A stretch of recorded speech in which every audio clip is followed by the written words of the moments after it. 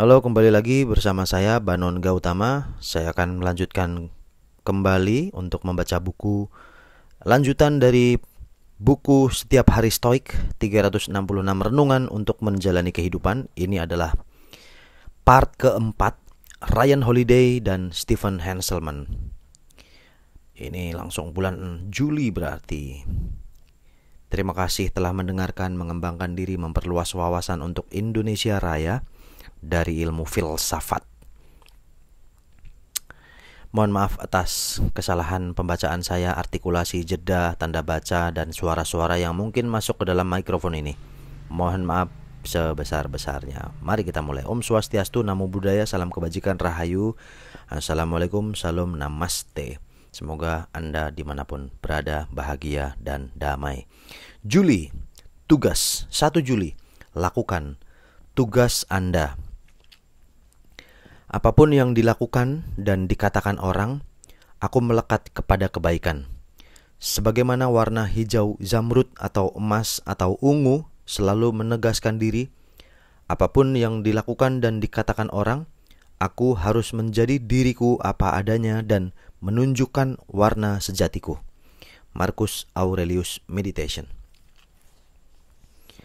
Para Stoik percaya bahwa setiap orang, hewan, atau benda punya tujuan atau tempatnya di alam. Bahkan sejak zaman Yunani dan Romawi kuno, mereka samar-samar paham bahwa dunia ini terdiri atas jutaan atom kecil. Gagasan inilah pemahaman tentang dunia yang saling terhubung yang mendukung pemahaman mereka bahwa setiap orang dan setiap aksi adalah bagian dari sistem yang lebih besar. Setiap orang punya tugas, yaitu suatu tugas khusus. Bahkan orang-orang yang melakukan hal buruk, mereka melakukan tugas mereka sebagai yang jahat karena kejahatan adalah bagian dari hidup. Bagian paling kritis di dalam sistem ini adalah bahwa Anda, murid yang telah mencari stoikisme, memiliki tugas paling penting, yaitu untuk menjadi baik, menjadi bijak, untuk tetap menjadi orang yang diharapkan terbentuk oleh filsafat itu. Lakukanlah tugas Anda. Apapun yang terjadi, apapun tugas orang-orang lain, lakukan saja tugas Anda. Jadilah baik. 2 Juli, tentang tugas dan keadaan.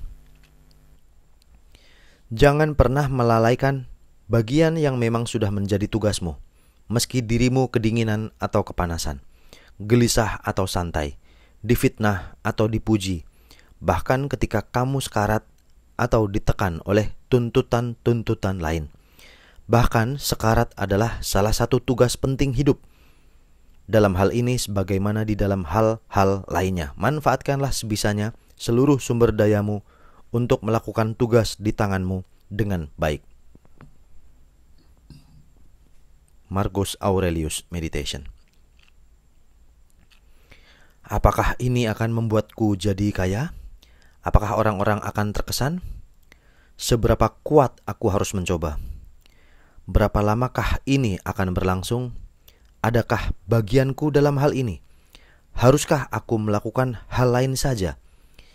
Inilah pertanyaan-pertanyaan yang kita ajukan pada diri sendiri di antara berbagai peluang dan kewajiban hari ini. Marcus Aurelius punya banyak tanggung jawab, sebagaimana penguasa-penguasa lain yang memiliki kewenangan. Dia menjadi hakim berbagai kasus, mendengarkan permohonan, mengirimkan pasukan ke medan perang, mengangkat administrator, menyetujui anggaran. Banyak sekali yang bergantung pada pilihan dan tindakannya. Apakah dia harus melakukan ini atau itu? Bagaimana dengan kekhawatiran yang ini dan yang itu? Kapankah dia bisa menikmati hidupnya sendiri? Pengingat sederhana di atas adalah sebuah cara untuk memotong simpul gordia, simpul rumit permasalahan yang mengikat insentif, keluhan, rasa takut, dan berbagai kepentingan yang saling bersaing. Inilah yang harus kita gunakan untuk memutuskan apa yang harus dilakukan setiap hari dan di setiap tahapan hidup. Moralitas bisa sangat rumit, tetapi hal yang benar biasanya amat jelas dan dapat dirasakan oleh naluri kita. Tugas kita jarang yang mudah, tetapi tugas itu penting. Tugas itu juga biasanya merupakan pilihan yang lebih sulit, tetapi kita harus melakukannya. 3 Juli. Ubahlah keharusan menjadi kesiapan. Tugas seorang filsuf, kita harus membuat kehendak kita selaras dengan apapun yang terjadi, supaya tidak satupun yang terjadi bertentangan dengan kehendak kita, dan tidak satupun yang kita inginkan tidak terjadi. Epictetus Discourses. Sebuah daftar tugas yang panjang terlihat menakutkan dan membebani. Semua yang harus kita lakukan dalam sehari atau dalam seminggu. Namun, sebuah daftar siap dikerjakan terdengar sebagai sebuah keistimewaan. Segala sesuatu yang menggairahkan tentang peluang untuk mengalami sesuatu. Ini bukan cuma permainan semantik. Ini adalah aspek utama pandangan filsuf terhadap dunia. Hari ini, jangan mencoba untuk memaksakan kehendak Anda kepada dunia. Alih-alih, lihatlah diri Anda sebagai yang beruntung telah menerima dan menanggapi kehendak di dunia. Terjebak dalam kemacetan. Jadikanlah itu beberapa menit menyenangkan untuk duduk-duduk santai. Mobil Anda mogok setelah terlalu lama menyala tanpa bergerak.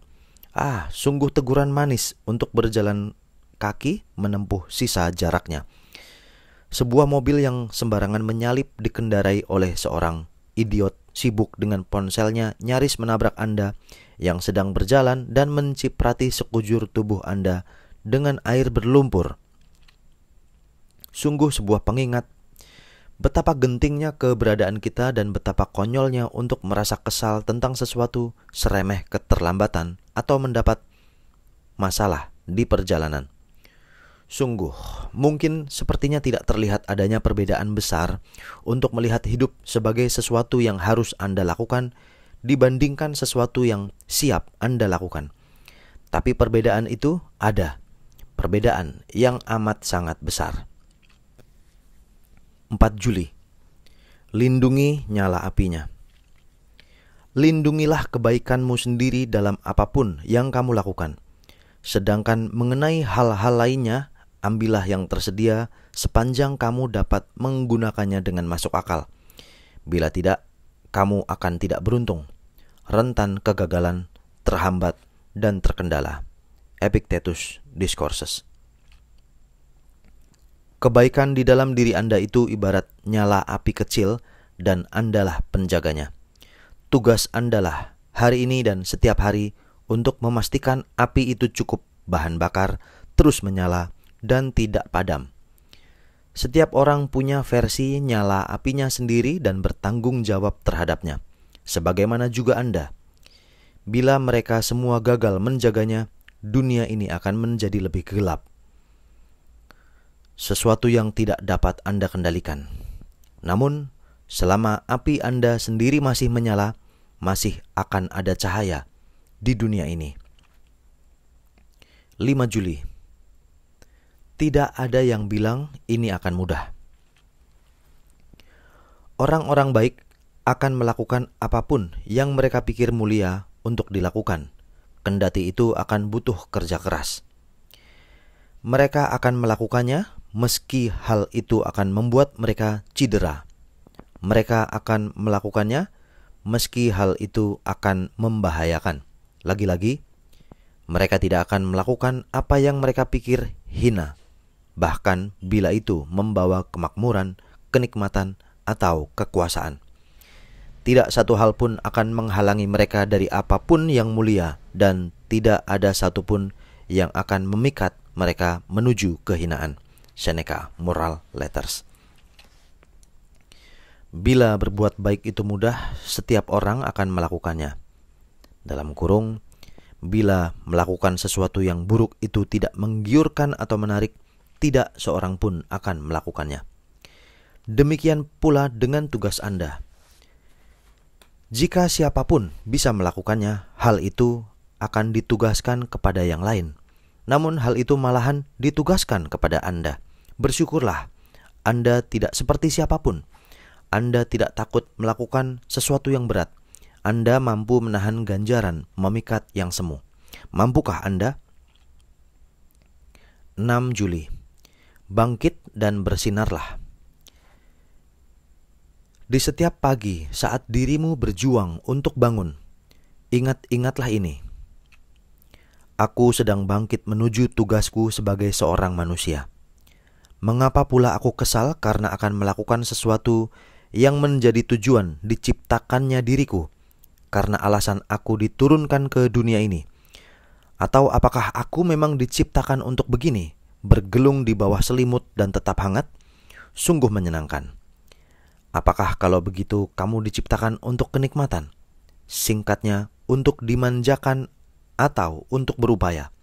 Marcus Aurelius Meditation.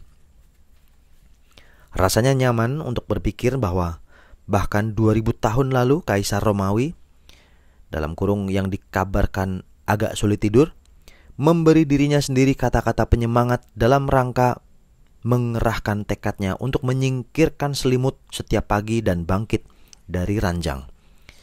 Sejak pertama kali kita dimasukkan ke sekolah sampai kita pensiun, kita semua menghadapi hal yang sama. Akan terasa lebih enak untuk memejamkan mata dan menekan tombol tunda pada jam beker kita beberapa kali lagi.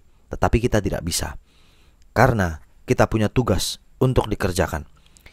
Tidak hanya kita punya panggilan untuk mengabdikan diri, tetapi kita punya tujuan lebih besar ketimbang yang dibicarakan oleh para Stoik, yaitu kebaikan orang banyak. Kita tidak bisa melayani diri sendiri, orang lain, atau dunia ini kecuali bila kita bangun dan mulai bekerja. Makin dini makin baik, jadi ayolah mandi, seruput kopimu dan berangkat. 7 Juli. Tugas untuk belajar. Inilah yang harus kamu ajarkan kepadaku. Bagaimana menjadi seperti Odysseus. Bagaimana cara mencintai negeriku, istri dan ayahku. Dan bagaimana setelah mengalami kapal karam, aku masih bisa berlayar menuju tujuan-tujuan yang mulia itu. Seneca, Moral Letters. Banyak guru sekolah yang mengajarkan The Odyssey dengan keliru sama sekali. Mereka hanya mengajarkan tanggal, memperdebatkan apakah Homer adalah benar-benar seorang pengarang atau bukan, apakah dia buta atau tidak. Mereka mengajarkan tradisi lisan. Mereka memberitahu para murid apa itu Cyclops atau bagaimana cara kerja kuda Trojan. Saran Seneca kepada orang yang belajar karya-karya klasik adalah untuk melupakan semua itu. Tanggal, nama, dan tempat, semua itu tidak penting. Yang penting adalah pesan moralnya. Bila Anda salah memahami hal-hal lain dalam The Odyssey, tetapi jadi memahami pentingnya kegigihan, mara bahaya, keangkuhan, resiko, berbagai godaan dan gangguan, maka Anda benar-benar telah belajar sesuatu. Kita tidak sedang mencoba mendapatkan nilai ujian yang sempurna atau mengesankan para guru. Kita membaca dan belajar untuk hidup, untuk menjadi manusia yang baik, selalu dan selamanya. 8 Juli. Berhenti main-main. Cukup sudah hidup menyedihkan dan penuh rengekan ini. Berhentilah bermain-main. Mengapa kamu bersusah hati? Apa yang baru di sini? Apa yang begitu membingungkan? Pihak yang bertanggung jawab? Lihatlah baik-baik. Atau hanya masalahnya saja? Lalu lihatlah itu. Tidak ada yang lain yang perlu dilihat. Dan sebagaimana dilakukan para dewa, kini kamu bisa mencoba untuk lebih berterus terang dan baik hati. Apakah kamu menelaah semua ini selama 100 tahun atau baru 3 tahun? Sama saja. Marcus Aurelius Meditation. Karakter. Tulis Joan Didion di dalam salah satu esai terbaiknya. Kemauan untuk menerima tanggung jawab atas hidup sendiri adalah sumber tumbuhnya harga diri. Saya ulang. Kemauan untuk menerima tanggung jawab atas hidup sendiri adalah sumber tumbuhnya harga diri. Markus mendorong kita agar tidak membuang-buang waktu dengan mengeluhkan apa yang belum kita miliki atau bagaimana segala sesuatu telah terjadi. Kita harus berhenti bermain-main dan menjadi pemilik hidup kita sendiri. Karakter dapat dikembangkan, dan ketika karakter berkembang, harga diri akan muncul. Bukan nanti, bukan ketika pertanyaan-pertanyaan tertentu telah dijawab atau gangguan telah ditangani, tetapi sekarang juga, saat ini. Mengambil tanggung jawab adalah langkah pertama. Menjadi manusia tanpa karakter adalah nasib paling malang, seperti ditulis di Dion dalam On Self-Respect. Menjalani hidup tanpa harga diri sama dengan berbaring terjaga pada malam hari, tidak mampu menjangkau susu hangat dengan obat penenang dan tangan kesemutan di atas spray, menghitung dosa-dosa, komisi dan kerugian, kepercayaan yang terkhianati, janji-janji yang dilanggar secara halus, bakat yang tersia-sia lewat kemalasan atau sikap pengecut atau kecerobohan. Anda jauh lebih baik daripada itu. 9 Juli, Raja Filsuf. Karena aku percaya seorang raja yang baik itu sejak awal dan sesuai kebutuhannya adalah seorang filsuf, dan filsuf itu sejak awal adalah seorang manusia yang bersifat raja. Musonius Rufus, Lectures. Seorang jenderal Israel bernama Herzl Halevi percaya bahwa filsafat amat penting dalam perannya sebagai seorang pemimpin dan pejuang. Orang biasa mengatakan kepadaku bahwa administrasi bisnis adalah untuk hidup praktis dan filsafat hanya untuk rohani, katanya. Setelah bertahun-tahun, kutemukan bahwa itu terbalik. Aku lebih banyak menggunakan filsafat dalam praktik. Perang dan kepemimpinan memberikan serangkaian keputusan etis tiada henti yang membutuhkan prioritas, keseimbangan, dan kejelasan. Itulah yang dibantu oleh filsafat. Plato mengetahui hal ini ketika dia membayangkan sebuah utopia yang diperintah oleh seorang raja filsuf. Apakah para filsuf harus menjadi raja? Katanya di dalam The Republic. Atau mereka yang kini disebut sebagai raja harus benar-benar dan cukup menjalankan filsafat. Marcus Aurelius adalah orang secara harafiah merupakan raja filsuf sejati. Apa kaitan hal ini dengan Anda? Tidak terlalu banyak raja di masa kini, namun kita semua adalah pemimpin dalam satu atau lain hal, yaitu pemimpin keluarga, perusahaan, tim, audiens, kelompok pertemanan, dan diri sendiri. Adalah kajian filsafat yang menumbuhkan nalar dan etika supaya kita bisa melakukan tugas kita dengan baik. Kita tidak bisa hanya asal-asalan. Terlalu banyak orang bergantung kepada kita untuk melakukannya dengan benar. 10 Juli. Cintai seni sederhana. Cintailah seni sederhana yang telah kamu pelajari dan beristirahatlah di sana. Lewati sisa hari-harimu sebagai orang yang sepenuh hati mempercayakan seluruh miliknya kepada para dewa. Menjadikan dirimu bukan tiran ataupun budak bagi siapapun. Marcus Aurelius Meditation. Singgahlah di klub lawak setiap malam akhir pekan di New York atau Los Angeles, dan Anda mungkin akan menemukan sebagian pelawak paling ternama di dunia dan secara komersial paling sukses di sana, sedang menggodok karya mereka untuk penonton yang jumlahnya hanya sedikit. Kendati mereka mencetak banyak uang di banyak film ataupun di jalan, di sanalah mereka mempraktikkan bentuk kesenian mereka yang paling dasar. Bila Anda bertanya pada mereka, mengapa kalian melakukan ini? Mengapa masih saja tampil di panggung? Jawabannya biasanya, karena aku melakukan hal ini dengan baik, karena aku menyukainya, karena aku ingin menjadi lebih terampil, karena aku berkembang dengan menjalin keakraban dengan penonton, karena aku tidak bisa tidak melakukannya. Bagi mereka, begadang untuk tampil di panggung Carolines on Broadway atau di komedi Cellar pada pukul 1 dini hari bukanlah pekerjaan. Itu menyegarkan. Mereka tidak harus melakukannya. Mereka bebas. Dan mereka memilih ini.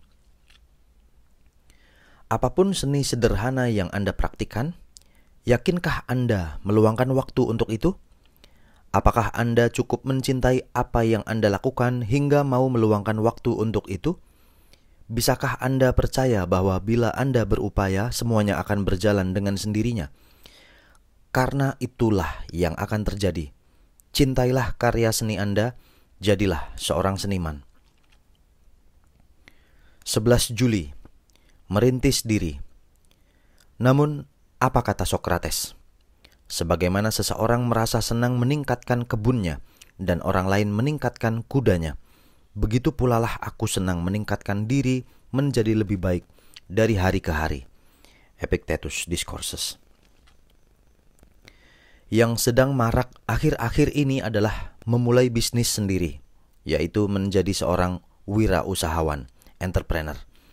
Tak diragukan lagi, membangun bisnis dari nol bisa menjadi tujuan pencapaian yang sangat bermanfaat. Itulah sebabnya mengapa orang-orang menghabiskan seluruh hidup mereka untuk melakukannya. Bekerja tiada berhingga jam dan menempuh resiko tiada terhitung. Namun, tidakkah seharusnya kita juga berinvestasi membangun diri sendiri sebagaimana kita membangun sebuah perusahaan? Seperti sebuah perusahaan rintisan, kita mulai hanya dengan sebuah ide, yaitu kita memasuki fase inkubasi, mengerahkan diri ke dunia tempat kita berkembang perlahan-lahan. Dan kemudian, seiring waktu, kita mengumpulkan mitra, pegawai, investor, dan kekayaan. Apakah terasa aneh sekali untuk memperlakukan hidup Anda sendiri dengan sama sungguh-sungguhnya seperti memperlakukan sebuah ide bisnis? Yang manakah yang memang merupakan masalah hidup dan mati? 12 Juli. Beberapa aturan sederhana. Di dalam tindakanmu, janganlah menunda-nunda. Di dalam percakapan, janganlah membingungkan. Di dalam pikiranmu, jangan melantur. Di dalam jiwamu, jangan menjadi pasif atau agresif. Di dalam hidupmu, jangan jadikan semua sebagai bisnis. Marcus Aurelius Meditation. Yang sederhana itu jarang mudah. Namun sekarang Anda sudah punya aturan-aturan ini. Jadikanlah dia tugas yang harus dilaksanakan. Dalam mengerjakan hal nomor 1 pada daftar tugas yang harus dikerjakan, dalam setiap percakapan pertama Anda, dalam jiwa Anda, dan tentu saja dalam hidup yang Anda jalani untuk diri sendiri. Bukan hanya hari ini, tetapi setiap hari. Tuliskanlah itu di papan tulis dan jangan sampai enggak ingat. 13 Juli. Pemimpin itu memimpin. Seseorang dalam melakukan kebaikan kepada orang lain langsung saja memikirkan balasan yang diharapkannya. Yang satunya lagi tidak secepat itu, tetapi masih tetap menganggap bahwa orang tersebut adalah debitur dan tahu akan kebaikan tersebut.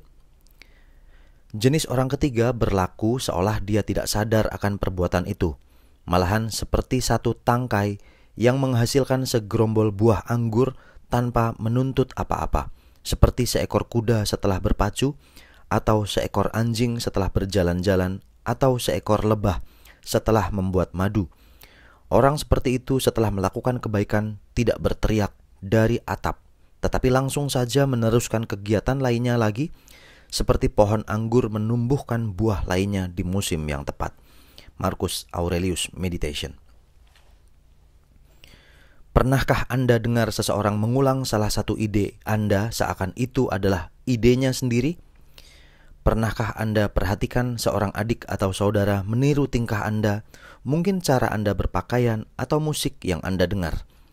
Mungkin Anda baru pindah ke lingkungan baru dan serombongan peniru ikut pindah ke situ. Sewaktu masih muda dan tidak berpengalaman, bolehlah kita bereaksi negatif terhadap situasi-situasi semacam itu. Berhentilah meniruku. Aku sudah ada lebih dulu. Semakin matang, kita mulai melihat semua itu dari pemahaman berbeda.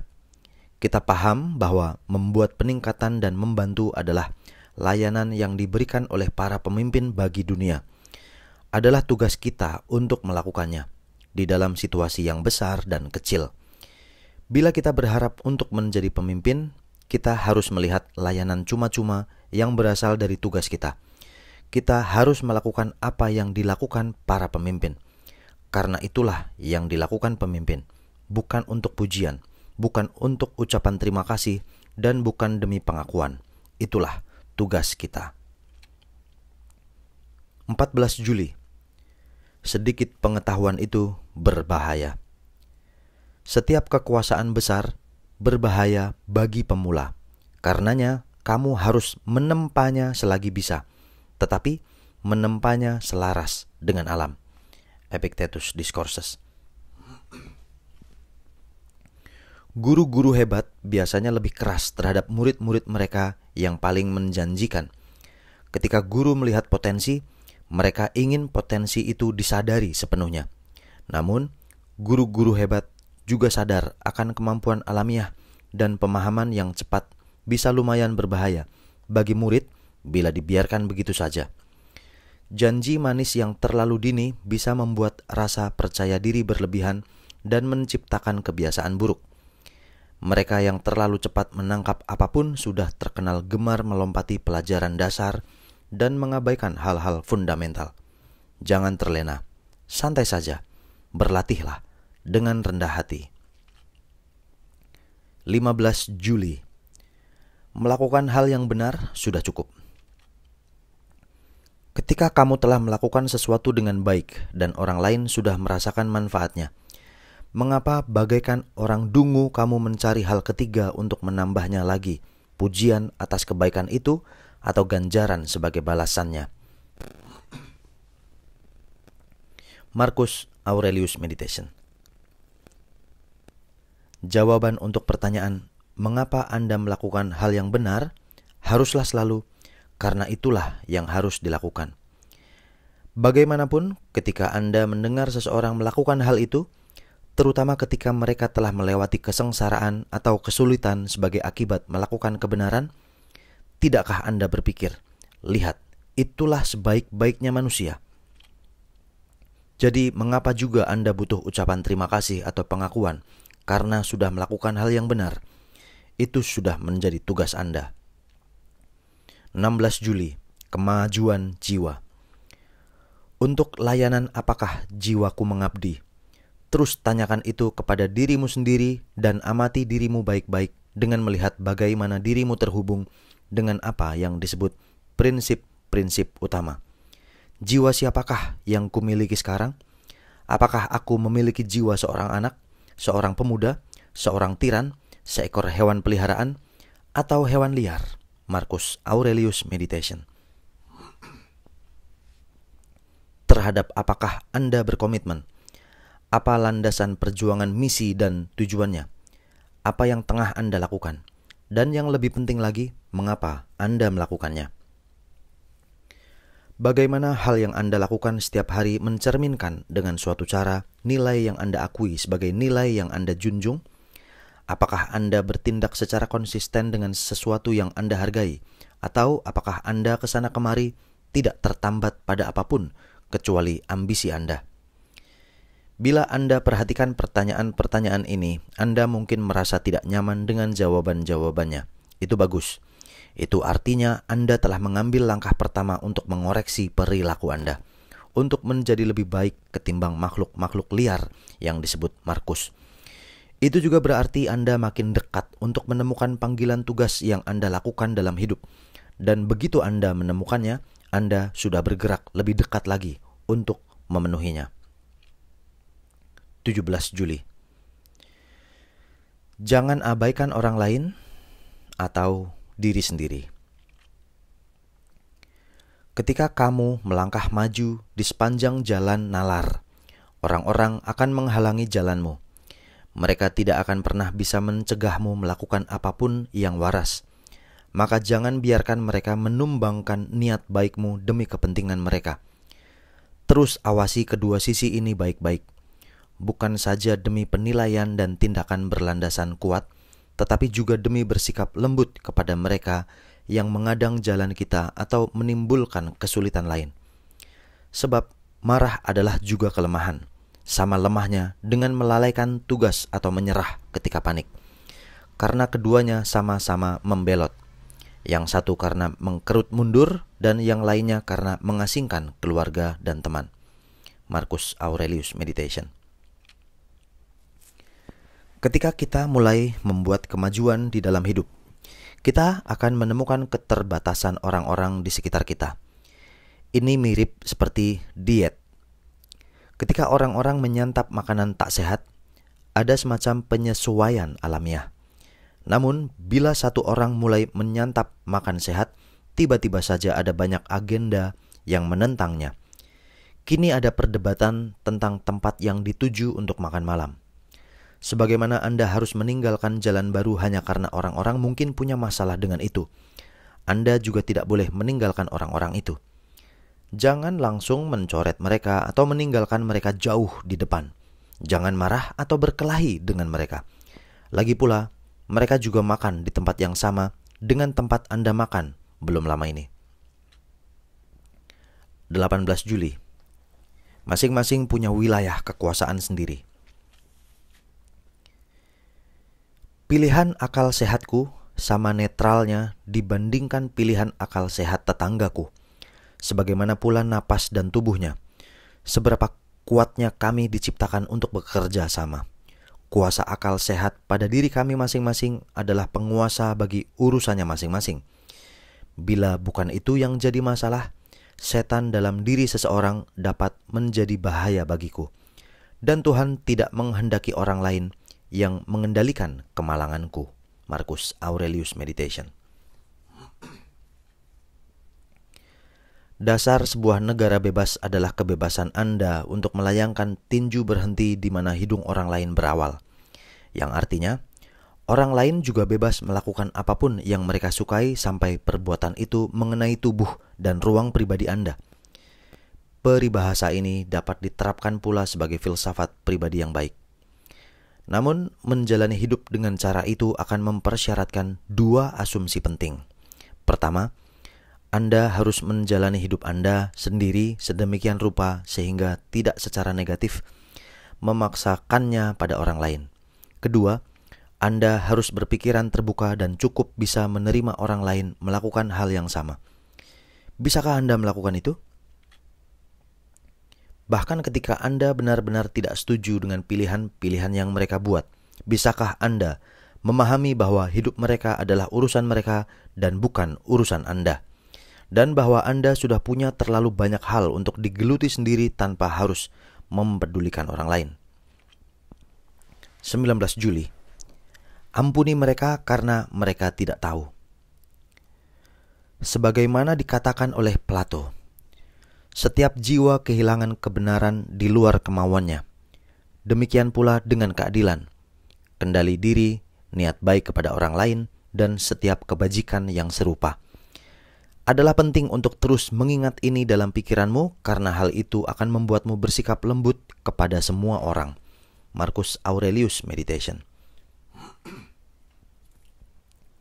Sewaktu melakukan pendakian Via Dolorosa menuju puncak bukit Golgota, Yesus atau Kristus seperti yang dulu dikenal oleh Seneca dan orang-orang sejamannya sudah sangat kepayahan. Dia telah dipukuli, dicambuk, ditikam, dipaksa, memanggul salibnya sendiri dan diputuskan untuk disalibkan bersama-sama dua pelaku kejahatan biasa. Di sana, dia memandang para serdadu melempar dadu untuk melihat siapa yang akan menyimpan pakaiannya, mendengarkan orang-orang berteriak mengejek dan mencacinya. Apapun kecenderungan religius Anda, kata-kata yang diucapkan oleh Yesus berikutnya yaitu mengingat kata-kata itu keluar ketika ia sedang dipaksa mengalami penderitaan manusia yang tidak terbayangkan, membuat bulu roma Anda berdiri.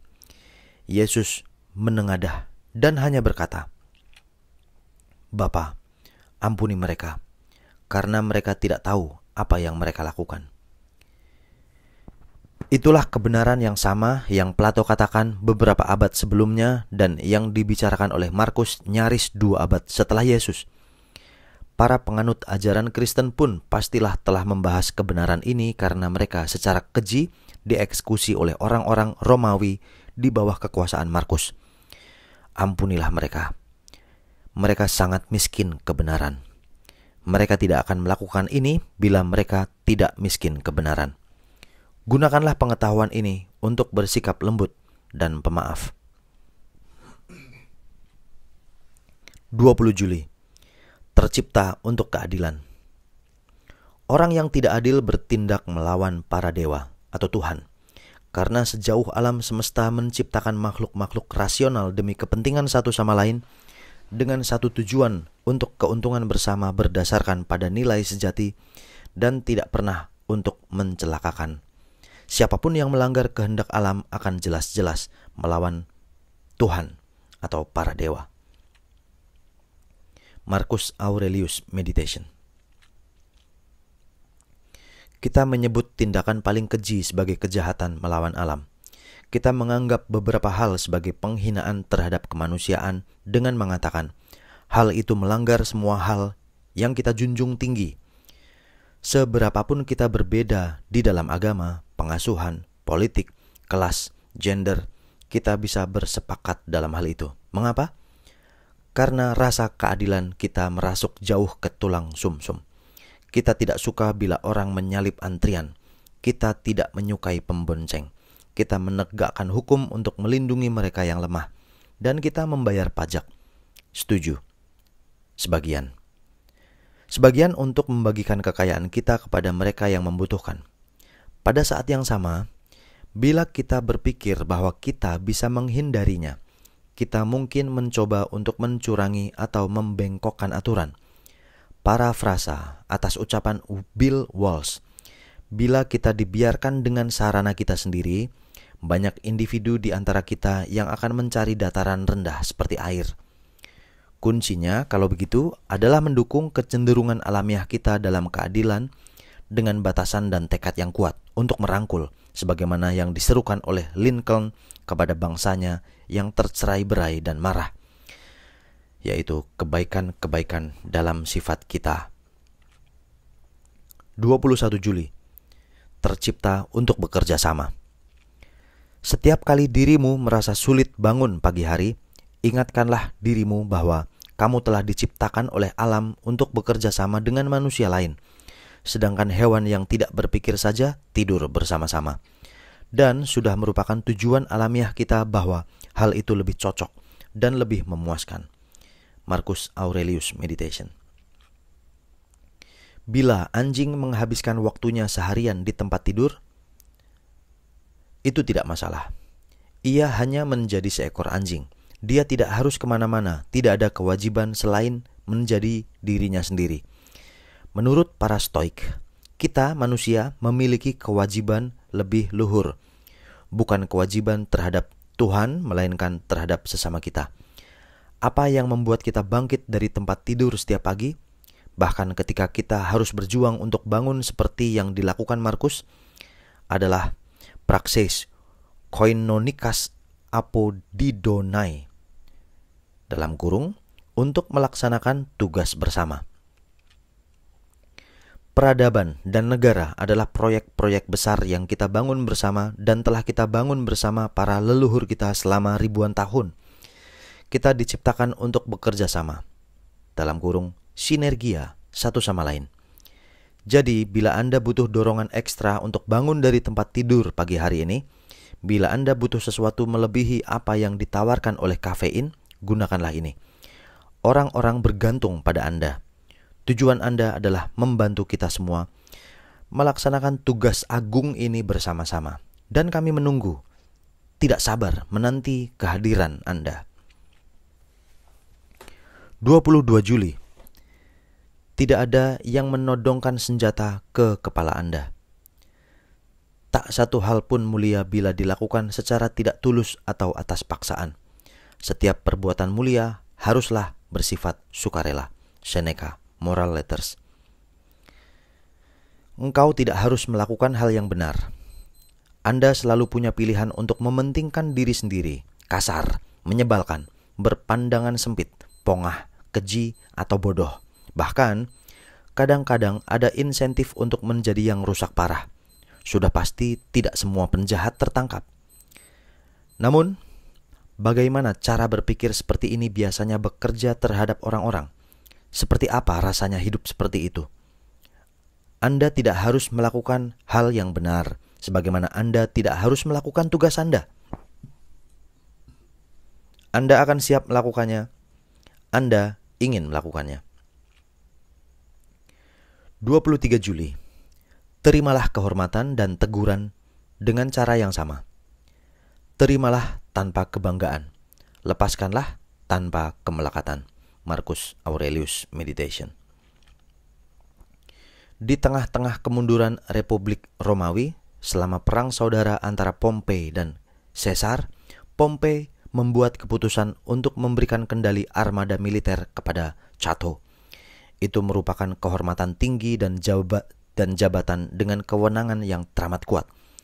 Namun, beberapa hari kemudian, menanggapi kecemburuan di lingkaran dalamnya, Pompei membalikkan keputusannya dan menarik komando itu. Hal itu bisa saja dilihat sebagai penghinaan publik yang luar biasa. Diberikan promosi, kemudian diambil lagi. Catatan menunjukkan bahwa pada dasarnya Cato tidak bereaksi apa-apa. Dia menanggapi penghormatan dan penghinaan dengan cara yang sama, dengan ketidakacuhan dan penerimaan. Dia jelas tidak membiarkan hal itu mempengaruhi dukungannya terhadap landasan perjuangan. Bahkan, setelah penghinaan itu, dia mengumpulkan para tentaranya sebelum terjun berperang dengan pidato yang inspiratif, yaitu orang-orang yang semestinya berada di bawah komandonya. Itulah yang disampaikan oleh Markus. Jangan masukkan kelalaian di hari ini ke dalam hati, atau juga ganjaran dan pengakuan yang menggairahkan, terutama ketika tugas telah meminta Anda melaksanakan landasan perjuangan yang penting. Detil remeh seperti naik turunnya jabatan tidak menunjukkan apapun tentang diri Anda sebagai seseorang, sebagaimana dilakukan oleh Cato. Hanya perilaku Anda yang akan menunjukkannya. 24 Juli, di suatu tempat, seseorang meregang nyawa. Setiap kali berita buruk disampaikan padamu, ingatlah bahwa tidak satu berita pun bisa menjadi relevan bagi pilihan akal sehatmu. Bisakah seseorang mengabarkan berita kepadamu bahwa asumsimu dan keinginanmu itu keliru? Mustahil. Tetapi mereka bisa katakan kepadamu, seseorang mati. Walau demikian, apakah itu bagimu? Epictetus Discourses. Seorang teman yang bermaksud baik mungkin hari ini berkata pada Anda, apa pendapat Anda tentang, dalam kurung, selipkan sebuah kejadian tragis dari belahan dunia lain? Anda dengan niat sama baiknya bisa berkata, aku hanya merasa sedih mendengarnya. Di dalam skenario ini, kalian berdua telah menyingkirkan pilihan akal sehat tanpa melakukan apapun bagi korban yang menderita tragedi sebenarnya. Mudah sekali untuk merasa terganggu oleh, bahkan termakan oleh, kabar mengerikan dari seluruh dunia. Tanggapan yang tepat dari seorang stoik terhadap berbagai kejadian ini adalah jangan tidak peduli. Namun simpati sekenanya tanpa makna juga tidak banyak gunanya. Dalam kurung, mengurangi ketenangan pikiran dalam banyak kasus. Andaikan ada sesuatu yang dapat Anda lakukan untuk membantu orang-orang sengsara ini, maka ya, kabar buruk itu, dalam kurung reaksi Anda terhadapnya, memiliki relevansi terhadap pilihan akal sehat Anda. Jika beremosi adalah ujung partisipasi Anda, maka Anda harus kembali ke tugas pribadi Anda, pada diri sendiri, pada keluarga, kepada negeri Anda. 25 Juli. Apa yang tertulis di nisan Anda? Bila kamu melihat seseorang yang sering memamerkan ketinggian peringkat atau posisinya, atau seseorang yang namanya kerap disebut-sebut di masyarakat, jangan iri. Hal seperti itu dibayar dengan hidup.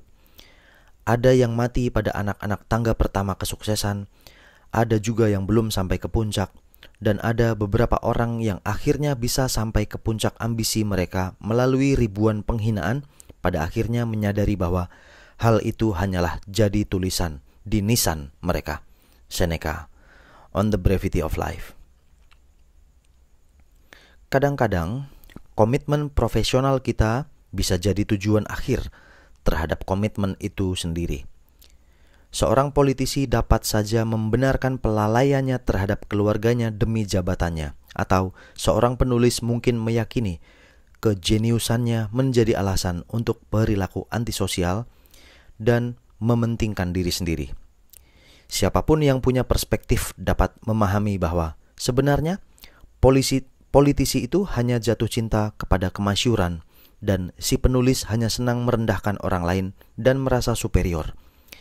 Para penggila kerja selalu membuat dalih untuk perilaku mementingkan diri mereka sendiri. Sementara sikap-sikap ini bisa menuntun kita pada pencapaian yang mengesankan. Biaya yang diminta jarang sekali dapat dibenarkan. Kemampuan bekerja keras dan panjang sungguh mengagumkan. Namun, Anda adalah human being, bukannya human doing. Human being manusia hidup, human doing manusia pekerja. Seneca menekankan bahwa kita bukanlah hewan. Apakah memang sebegitu menyenangkannya mati dalam keadaan terkekang? Tanyanya. Alexander Solzhenitsyn menyampaikannya dengan lebih baik. Pekerjaanlah yang menyebabkan kuda mati. Setiap orang harus tahu itu. 26 Juli. Bila orang baik tidak berbuat apa-apa. Seringkali ketidakadilan itu terletak pada apa yang tidak kamu lakukan, tidak hanya pada apa yang kamu lakukan. Marcus Aurelius Meditation. Sejarah penuh dengan bukti-bukti bahwa umat manusia mampu melakukan kekejian, bukan hanya secara aktif, tetapi juga pasif. Di dalam momen-momen kita yang paling memalukan, mulai dari perbudakan hingga Holocaust, hingga segregasi, hingga pembunuhan Kitty Genovese. Rasa bersalah tidak hanya terbatas pada para pelakunya, tetapi pada para warga biasa yang dengan berbagai alasan menolak untuk terlibat. Seperti kata pepatah lama, semua kejahatan tetap ada karena orang-orang baik tidak berbuat apa-apa. Tidak cukup untuk hanya tidak melakukan kekejian. Anda pun harus menjadi kekuatan kebaikan di dunia, sebaik yang Anda bisa lakukan. 27 Juli. Di manakah yang lebih baik?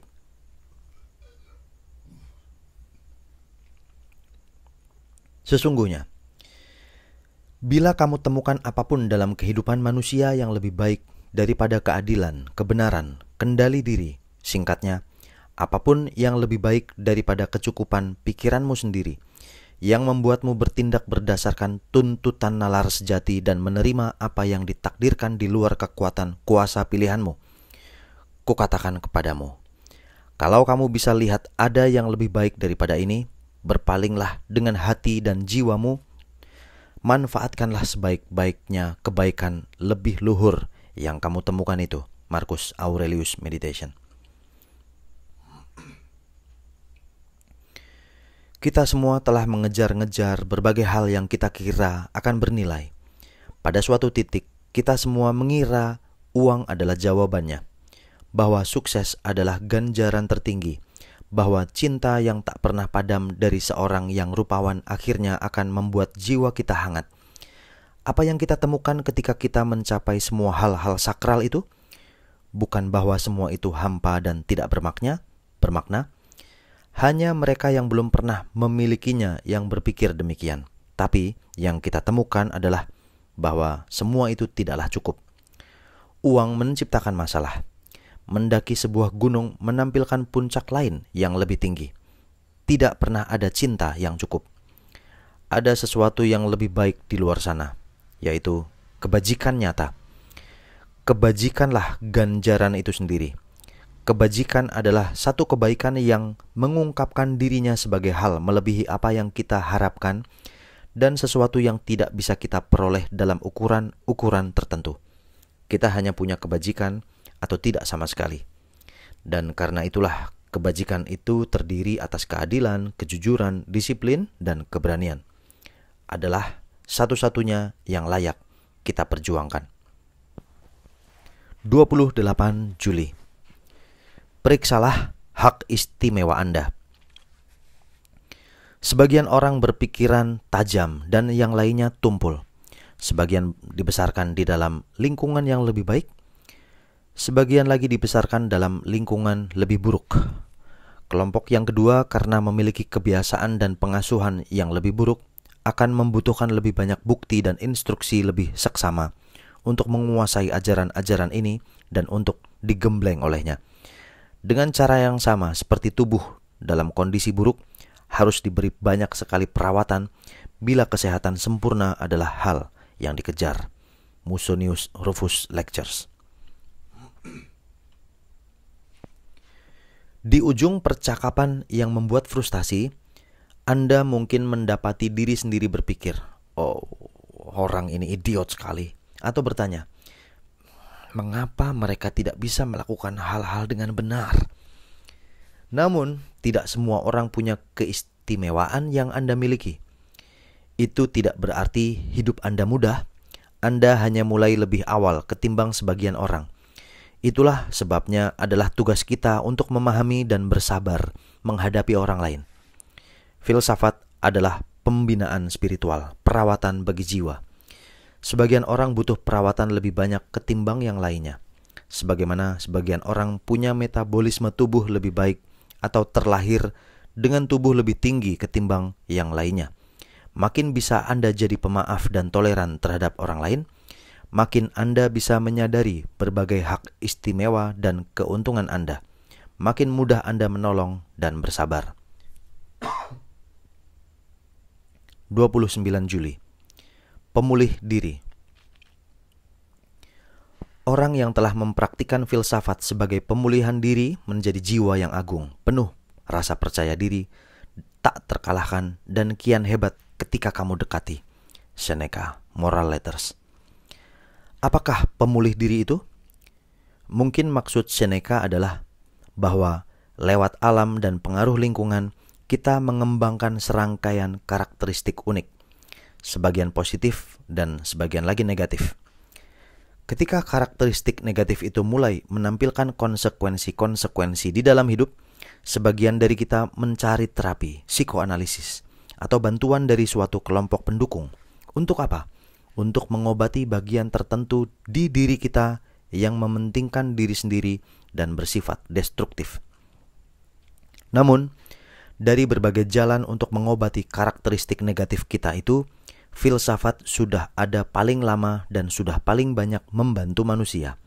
Filsafat tidak hanya berkaitan dengan meringankan efek penyakit mental atau neurosis, tetapi dirancang untuk mendorong manusia untuk berkembang. Filsafat dirancang untuk membantu Anda menjalani hidup lebih baik. Tidakkah Anda layak berkembang? Tidakkah Anda ingin menjadi jiwa yang luhur, penuh rasa percaya diri, dan tidak terkalahkan oleh berbagai kejadian eksternal? Tidakkah Anda ingin seperti bawang yang terbentuk dari berlapis-lapis keluhuran? Maka praktikkanlah filsafat Anda. 30 Juli. Sukacita stoik. Percayalah padaku, sukacita sejati adalah hal yang serius. Apakah kamu pikir seseorang bisa, dalam ungkapan yang amat menarik, dengan riang menolak kematian dengan sikap santai, atau bisa menguak pintu kemiskinan, memastikan kesenangan tetap ada, atau merenung saat menanggung penderitaan? Orang yang dengan mudahnya membalikkan pikiran seperti ini sungguh penuh sukacita, tetapi nyaris tidak riang. Itulah persisnya jenis sukacita yang kuharapkan kamu miliki, karena hal itu tidak pernah kering begitu kamu menegaskan hakmu atas sumbernya. Seneca, Moral Letters. Kita melontarkan kata sukacita seenaknya saja. Sungguh aku bersukacita atas kabar itu. Dia adalah sumber sukacita bagi orang-orang di sekelilingnya. Ini acara yang penuh sukacita. Namun, tidak satupun dari contoh itu yang benar-benar mengenai sukacita sejati. Semuanya itu lebih dekat pada riang ketimbang yang lainnya. Keriangan adalah sukacita di tingkat permukaan. Sukacita bagi Seneca adalah suatu keadaan yang lebih dalam. Sukacita adalah apa yang kita rasakan di dalam diri kita dan sangat sedikit berkaitan dengan senyum atau tawa. Maka, bila orang-orang mengatakan bahwa para stoik itu masam atau depresif, mereka benar-benar keliru. Siapa peduli bila seseorang ceria, bila situasi sedang baik? Pencapaian macam apa itu? Namun, bisakah Anda benar-benar merasa puas terhadap hidup Anda? Bisakah Anda menghadapi apa yang akan digelar hidup dari hari ke hari dengan gagah berani? Bisakah Anda bangkit kembali dari kesulitan apapun tanpa kehilangan satu langkah pun? Bisakah Anda menjadi sumber kekuatan dan inspirasi orang-orang di sekitarmu? Itulah sukacita stoik. Sukacita yang berasal dari tujuan, keunggulan, dan tugas. Itu adalah hal yang serius. Jauh lebih serius ketimbang sebuah senyuman atau suara riang gembira. 31 Juli. Karir Anda bukanlah hukuman seumur hidup.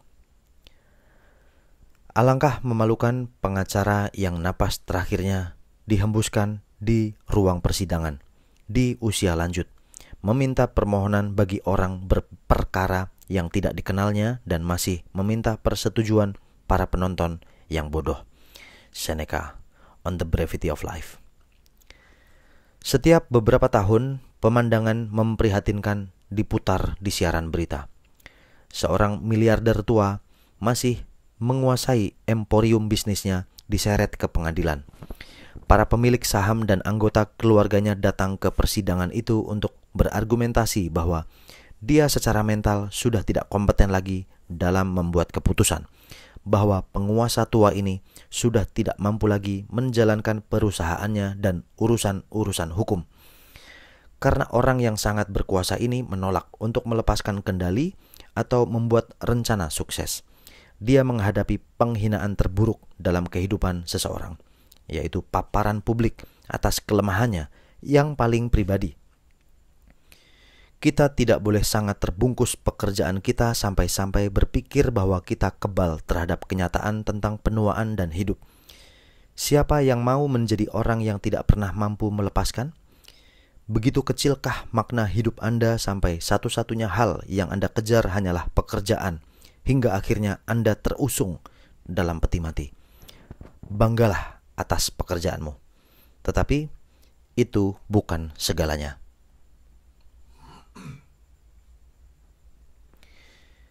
Kita masuk di bulan Agustus yang berjudul Pragmatisme. 1 Agustus. Jangan harapkan kesempurnaan. Mentimun itu pahit, buang saja. Ada banyak semak berduri di jalur itu, hindarilah. Cukup sudah. Mengapa merenungkan keberadaan gangguan? Pemikiran macam itu akan membuatmu menjadi bahan tertawaan bagi para murid sejati. Seperti halnya tukang kayu atau pembuat sepatu akan mentertawakanmu bila kamu menunjuk serbuk atau serpihan kayu di lantai toko mereka.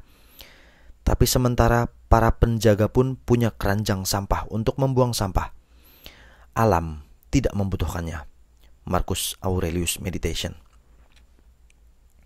Kita ingin segala sesuatu berlangsung sempurna, maka kita berkata pada diri sendiri bahwa kita akan mulai bila kondisinya benar, atau bila kita sudah tahu bagaimana harus bersikap. Ketika sungguh akan lebih baik bila kita memusatkan perhatian pada cara melakukannya dengan kondisi yang ada. Markus mengingatkan dirinya sendiri. Jangan menantikan kesempurnaan Republik Plato. Plato tidak mengharapkan dunia persis seperti yang dia inginkan. Tetapi Markus tahu secara instinktif, sebagaimana filsuf Katolik Joseph Pieper kelak menuliskannya, bahwa orang yang dapat melakukan yang benar adalah orang yang mengetahui seperti apakah segala sesuatu itu dan bagaimanakah situasinya. Hari ini, kita tidak akan membiarkan pemahaman jujur kita tentang dunia untuk menghentikan kita mencoba yang terbaik di dunia ini. Tidak pula kita akan biarkan gangguan remeh dan tantangan kecil menghalangi tugas penting yang harus kita lakukan. 2 Agustus. Kita bisa bekerja dengan cara apa saja. Sesungguhnya, bagaimana mungkin pengasingan menjadi kendala bagi pertumbuhan diri orang itu sendiri, atau untuk mencapai kebajikan ketika tidak seorang pun pernah bisa terputus dari pembelajaran atau mempraktikkan apa yang diperlukan oleh pengasingan? Musonius Rufus Lectures. Di penghujung usianya, setelah menjalani operasi, Theodore Roosevelt diberitahu bahwa dia mungkin harus menggunakan kursi roda selamanya. Dengan semangat meluap-luap yang menjadi ciri khasnya, dia menjawab, "Baiklah, aku juga bisa bekerja dengan cara itu." Beginilah kita dapat menanggapi nasib terburuk sekalipun. Dengan bekerja di ruang apapun yang masih tersisa, tidak ada yang dapat mencegah kita belajar. Bahkan, situasi-situasi yang sulit seringkali adalah peluang-peluang pembelajaran tersendiri. Kendati semua itu bukan pelajaran yang lebih kita sukai. Musonius Rufus sendiri diasingkan 3 kali. Dalam kurung, 2 kali oleh Nero dan 1 kali oleh Vespasian. Namun tercerabut paksa dari hidup dan rumahnya tidak berpengaruh pada studi filsafatnya. Dengan caranya dia menanggapi dengan berkata, "Baiklah, aku juga bisa dengan cara itu." Dan dia melakukannya. Berhasil meluangkan waktu di antara pengasingan-pengasingan dengan seorang murid bernama Epictetus, dan dengan demikian membantu membawa stoikisme ke dunia.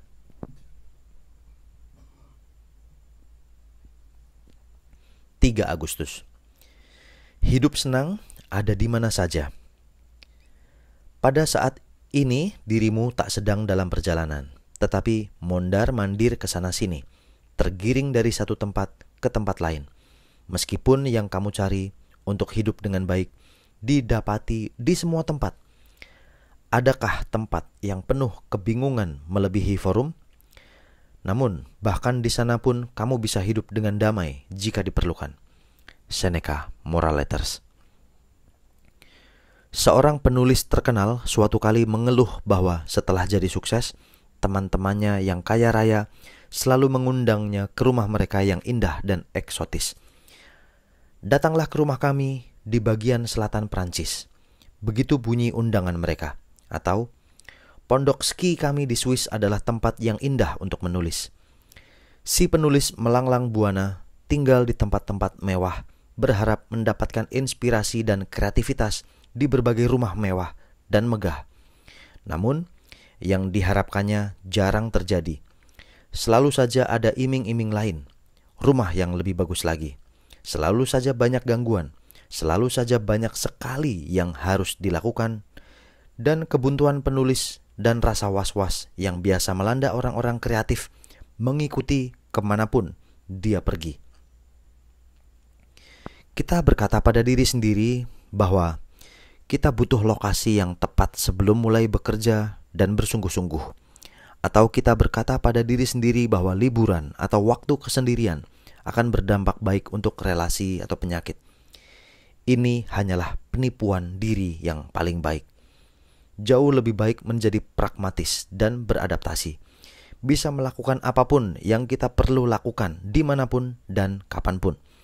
Tempat untuk menggarap pekerjaan, untuk menjalani hidup senang, ada di sini. 4 Agustus. Jangan salahkan, fokus saja. Kamu harus berhenti menyalahkan Tuhan dan tidak menyalahkan siapapun. Kamu harus sepenuhnya mengendalikan keinginan dan menggeser penghindaranmu ke dalam apa yang ada di dalam pilihan akal sehatmu. Kamu harus tidak lagi merasa marah, dendam, iri, atau menyesal. Epictetus Discourses. Nelson Mandela dipenjarakan karena melawan rezim apartheid di Afrika Selatan selama 27 tahun.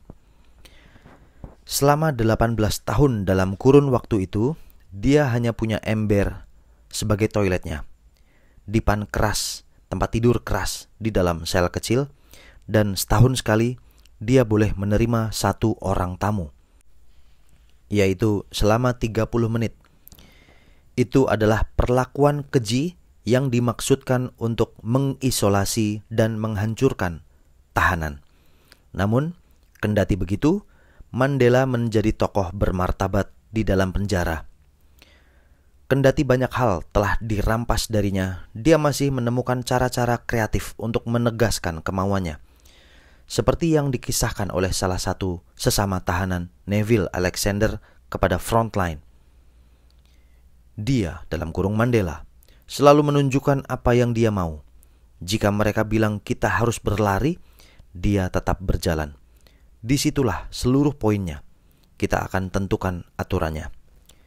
Dia pura-pura olahraga lompat tali dan latihan tinju tanpa lawan agar tetap bugar.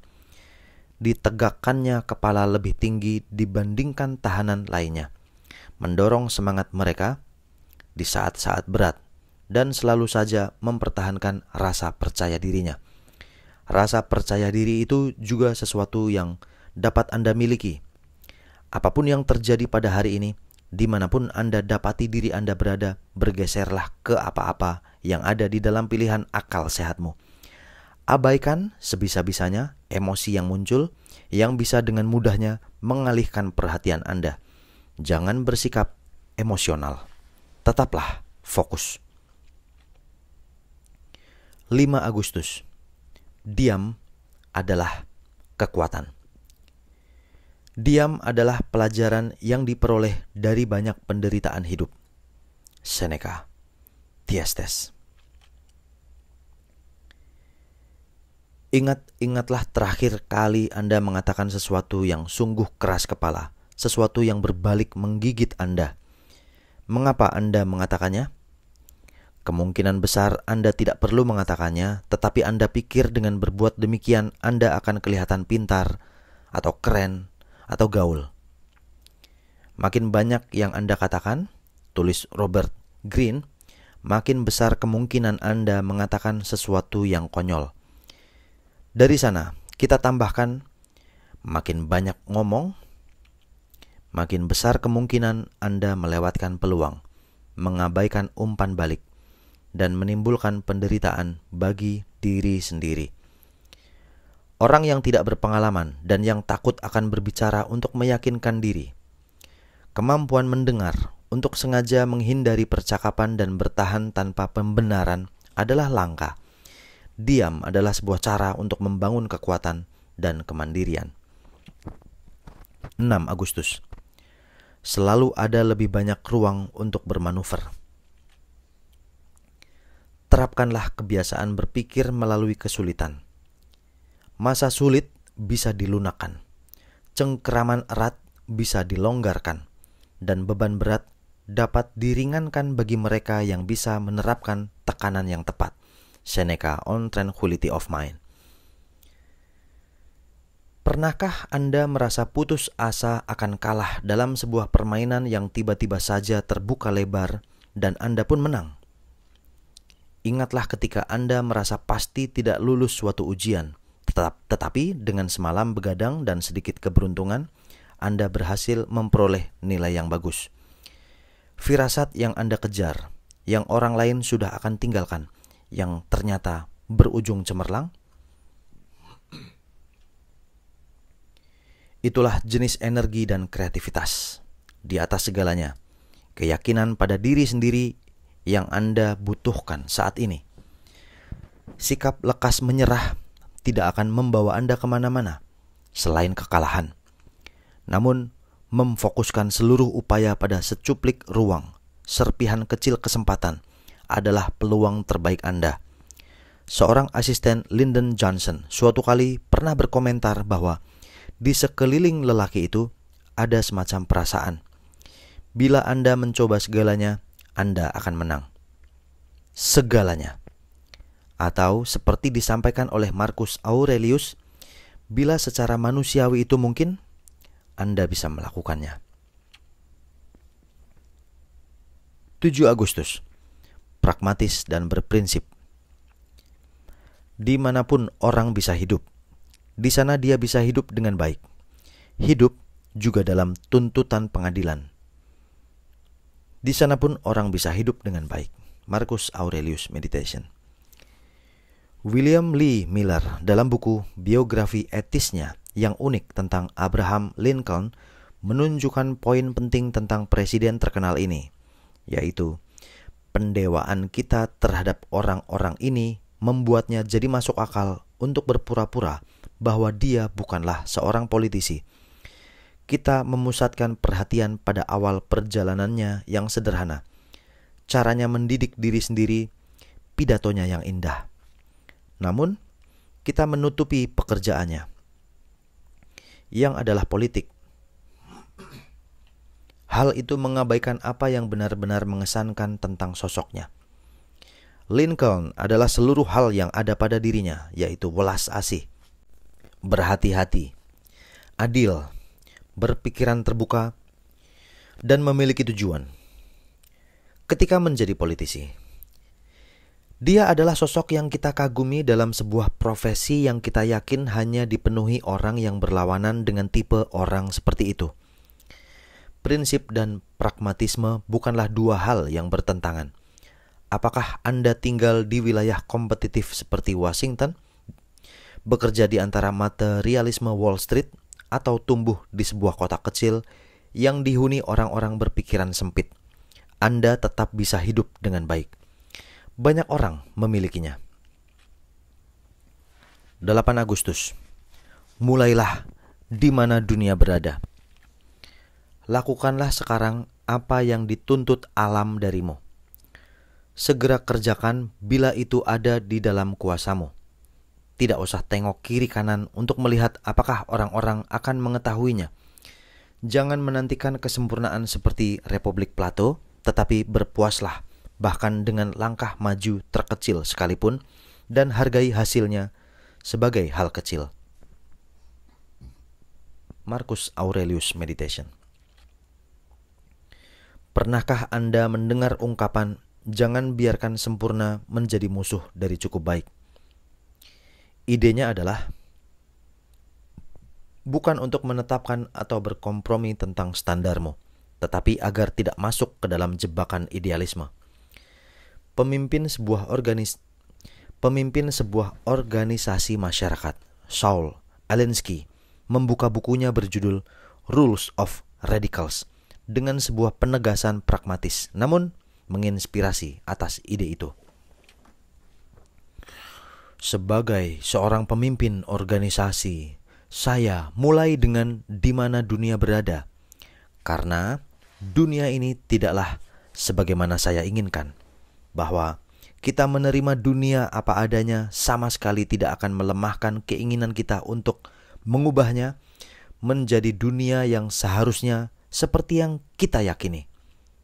Adalah perlu bagi kita untuk memulai dari tempat dunia ini berada, bila kita ingin mengubahnya menjadi dunia yang seharusnya seperti yang kita pikirkan. Ada banyak hal yang dapat Anda lakukan saat ini, hari ini, yang akan membuat dunia ini menjadi tempat yang lebih baik. Banyak langkah kecil yang seandainya Anda ambil akan membantu memajukan berbagai hal. Jangan berdalih untuk tidak melakukannya karena kondisinya tidak tepat atau karena ada kesempatan lebih baik yang mungkin akan segera datang. Lakukanlah apa yang Anda bisa sekarang. Dan bila Anda telah melakukannya, letakkan dengan perspektif yang wajar, jangan besar-besarkan hasilnya. Singkirkan baik ego maupun dalih sebelum dan sesudahnya. 9 Agustus. Jangan bercerita pada dirimu sendiri apapun melebihi laporan kesan-kesan awal. Telah disampaikan padamu bahwa seseorang bicara buruk tentang dirimu. Inilah laporannya. Laporan itu tidak mengatakan bahwa kamu berada di dalam bahaya.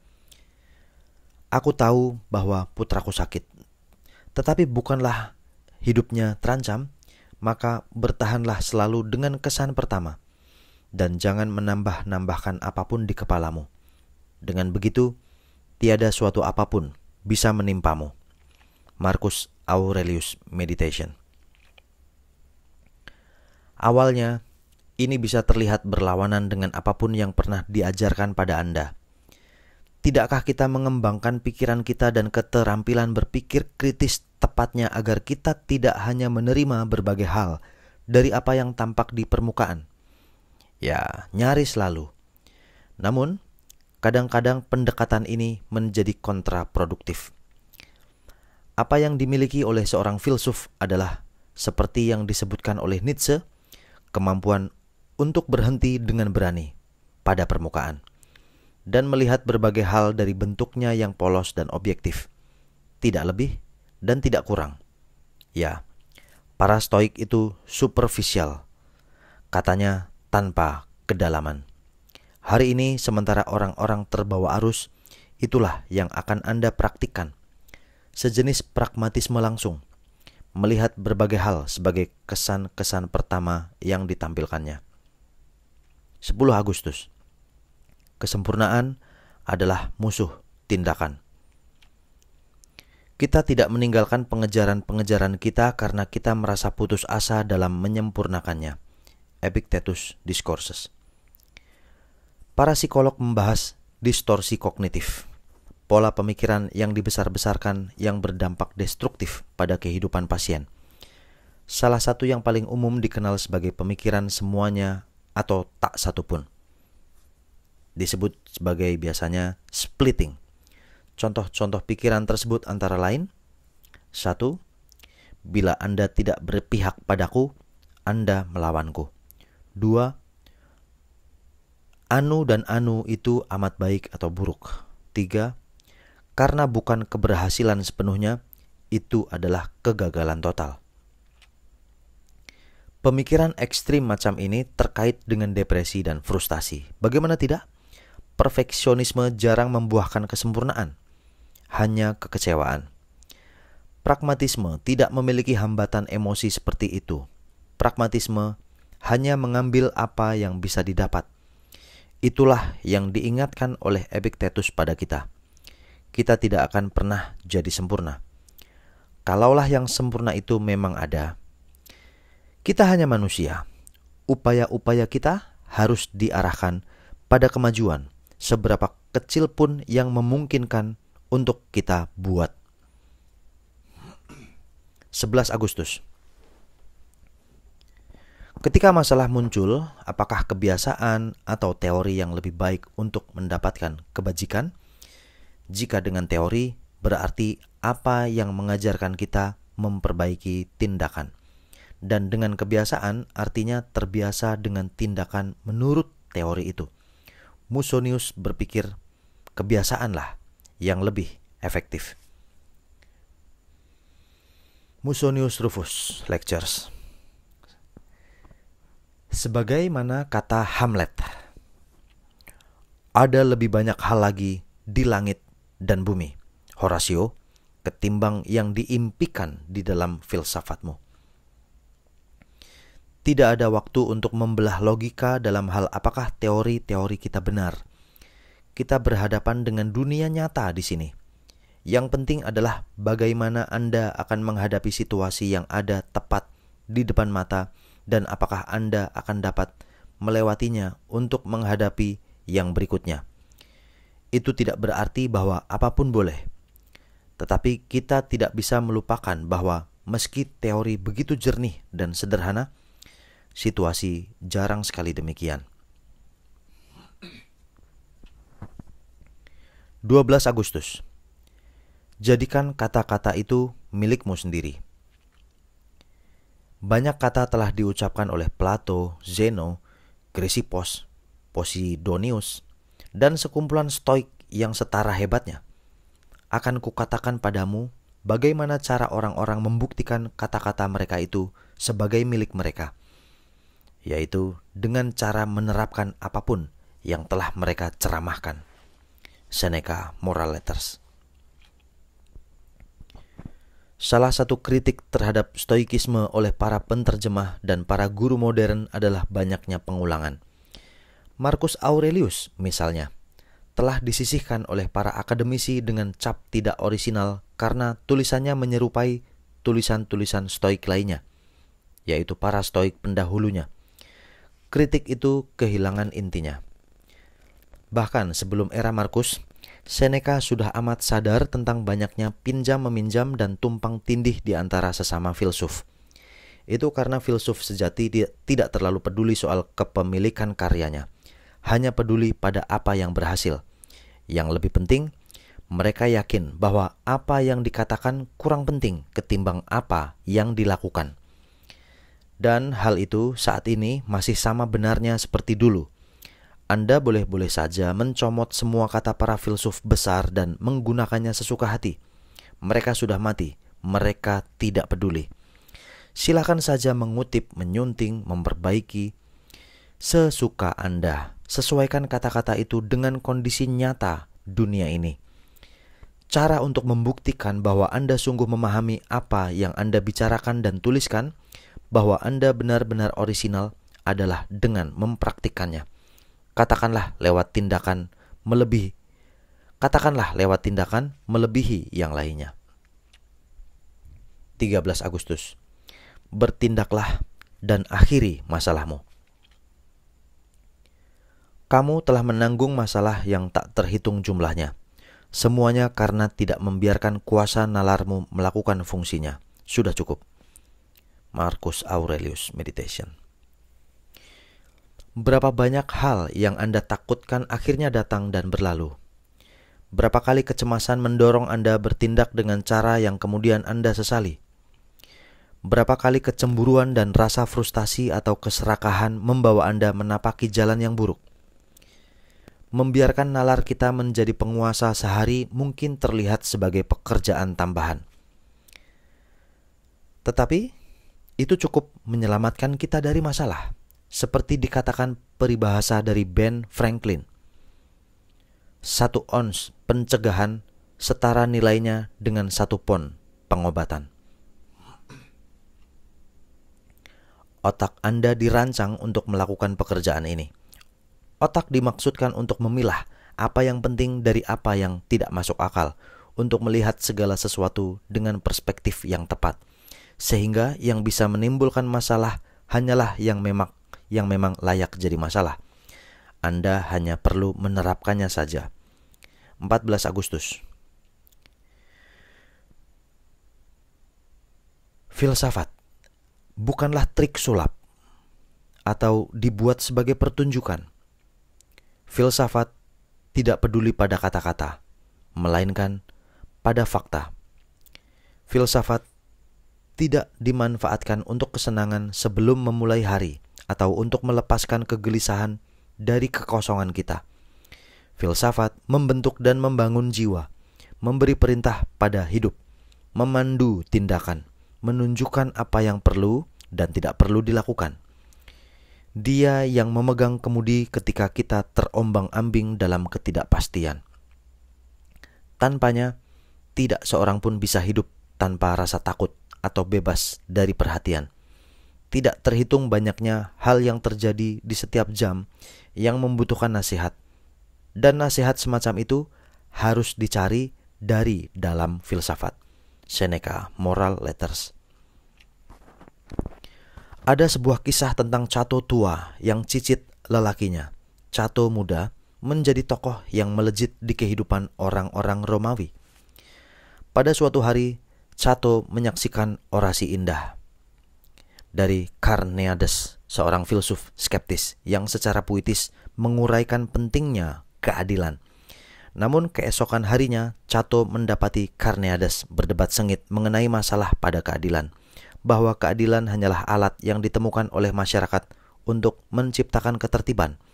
Cato sangat terkejut terhadap sosok filsuf macam itu yang memperlakukan topik berharga seperti sebuah debat di mana seseorang akan berdebat di dua sisi dari sebuah isu demi pertunjukan belaka. Apa gerangan maksudnya? Maka ia pun melobi senat agar Carneades dikirim kembali ke Athena, tempat dia tidak dapat lagi merusak jiwa-jiwa muda Romawi dengan tipu daya retorikanya. Bagi seorang Stoik, ide untuk membahas isu tertentu secara asal-asalan, meyakini atau memperdebatkan dua ide yang bertentangan, merupakan penyia-nyiaan waktu, energi, dan keyakinan. Seperti yang disampaikan oleh Seneca, filsafat bukanlah trik menyenangkan. Filsafat itu untuk digunakan personal, seumur hidup. 15 Agustus. Ini bisa diajarkan dengan cepat dalam beberapa kata, yaitu kebajikan adalah satu-satunya kebaikan. Tiada kebaikan yang pasti tanpa kebajikan, dan kebajikan bersemayam di dalam bagian diri kita yang luhur, yaitu bagian yang rasional. Dan bisa jadi apakah kebajikan itu? Penilaian yang benar dan mantap. Sebab dari sinilah akan muncul setiap dorongan mental, dan dengan itu semua tampilan yang memicu dorongan hati kita akan diperjelas. Seneca, Moral Letters. Pikirkanlah tentang seseorang yang Anda kenal yang memiliki karakter sekeras granit. Mengapa dia sangat dapat diandalkan, dapat dipercaya, dan unggul? Mengapa dia punya reputasi tinggi? Anda mungkin melihat sebuah pola, yaitu konsistensi. Mereka jujur tidak hanya ketika jujur itu nyaman untuk dilakukan. Mereka tidak hanya siap membantu Anda ketika bantuan itu diperhitungkan. Kualitas-kualitas yang membuat mereka mengagumkan berasal dari setiap tindakan, muncul seiring setiap dorongan mental. Mengapa kita menghormati orang seperti Theodore Roosevelt misalnya? Bukan karena dia pernah menjadi seorang yang gagah, atau pernah jadi pemberani, atau pernah tegar, melainkan karena kualitas itu tergambarkan lewat setiap kisah tentang dirinya. Ketika masih muda dan lemah, dia menjadi petinju. Ketika dia masih lebih muda lagi dan rapuh, dia berlatih di sasana kebugaran di rumahnya, setiap hari berjam-jam. Ketika dia terguncang karena kehilangan istri dan ibunya pada hari yang sama, dia pergi ke the Badlands dan menggembalakan ternak, dan sebagainya dan sebagainya. Anda adalah jumlah seluruh tindakan Anda, dan ketika Anda melakukannya, apa yang mengalir dari situ, yaitu dorongan hati Anda, mencerminkan tindakan-tindakan yang Anda ambil. Pilihlah dengan bijak. 16 Agustus. Apapun bisa jadi keuntungan.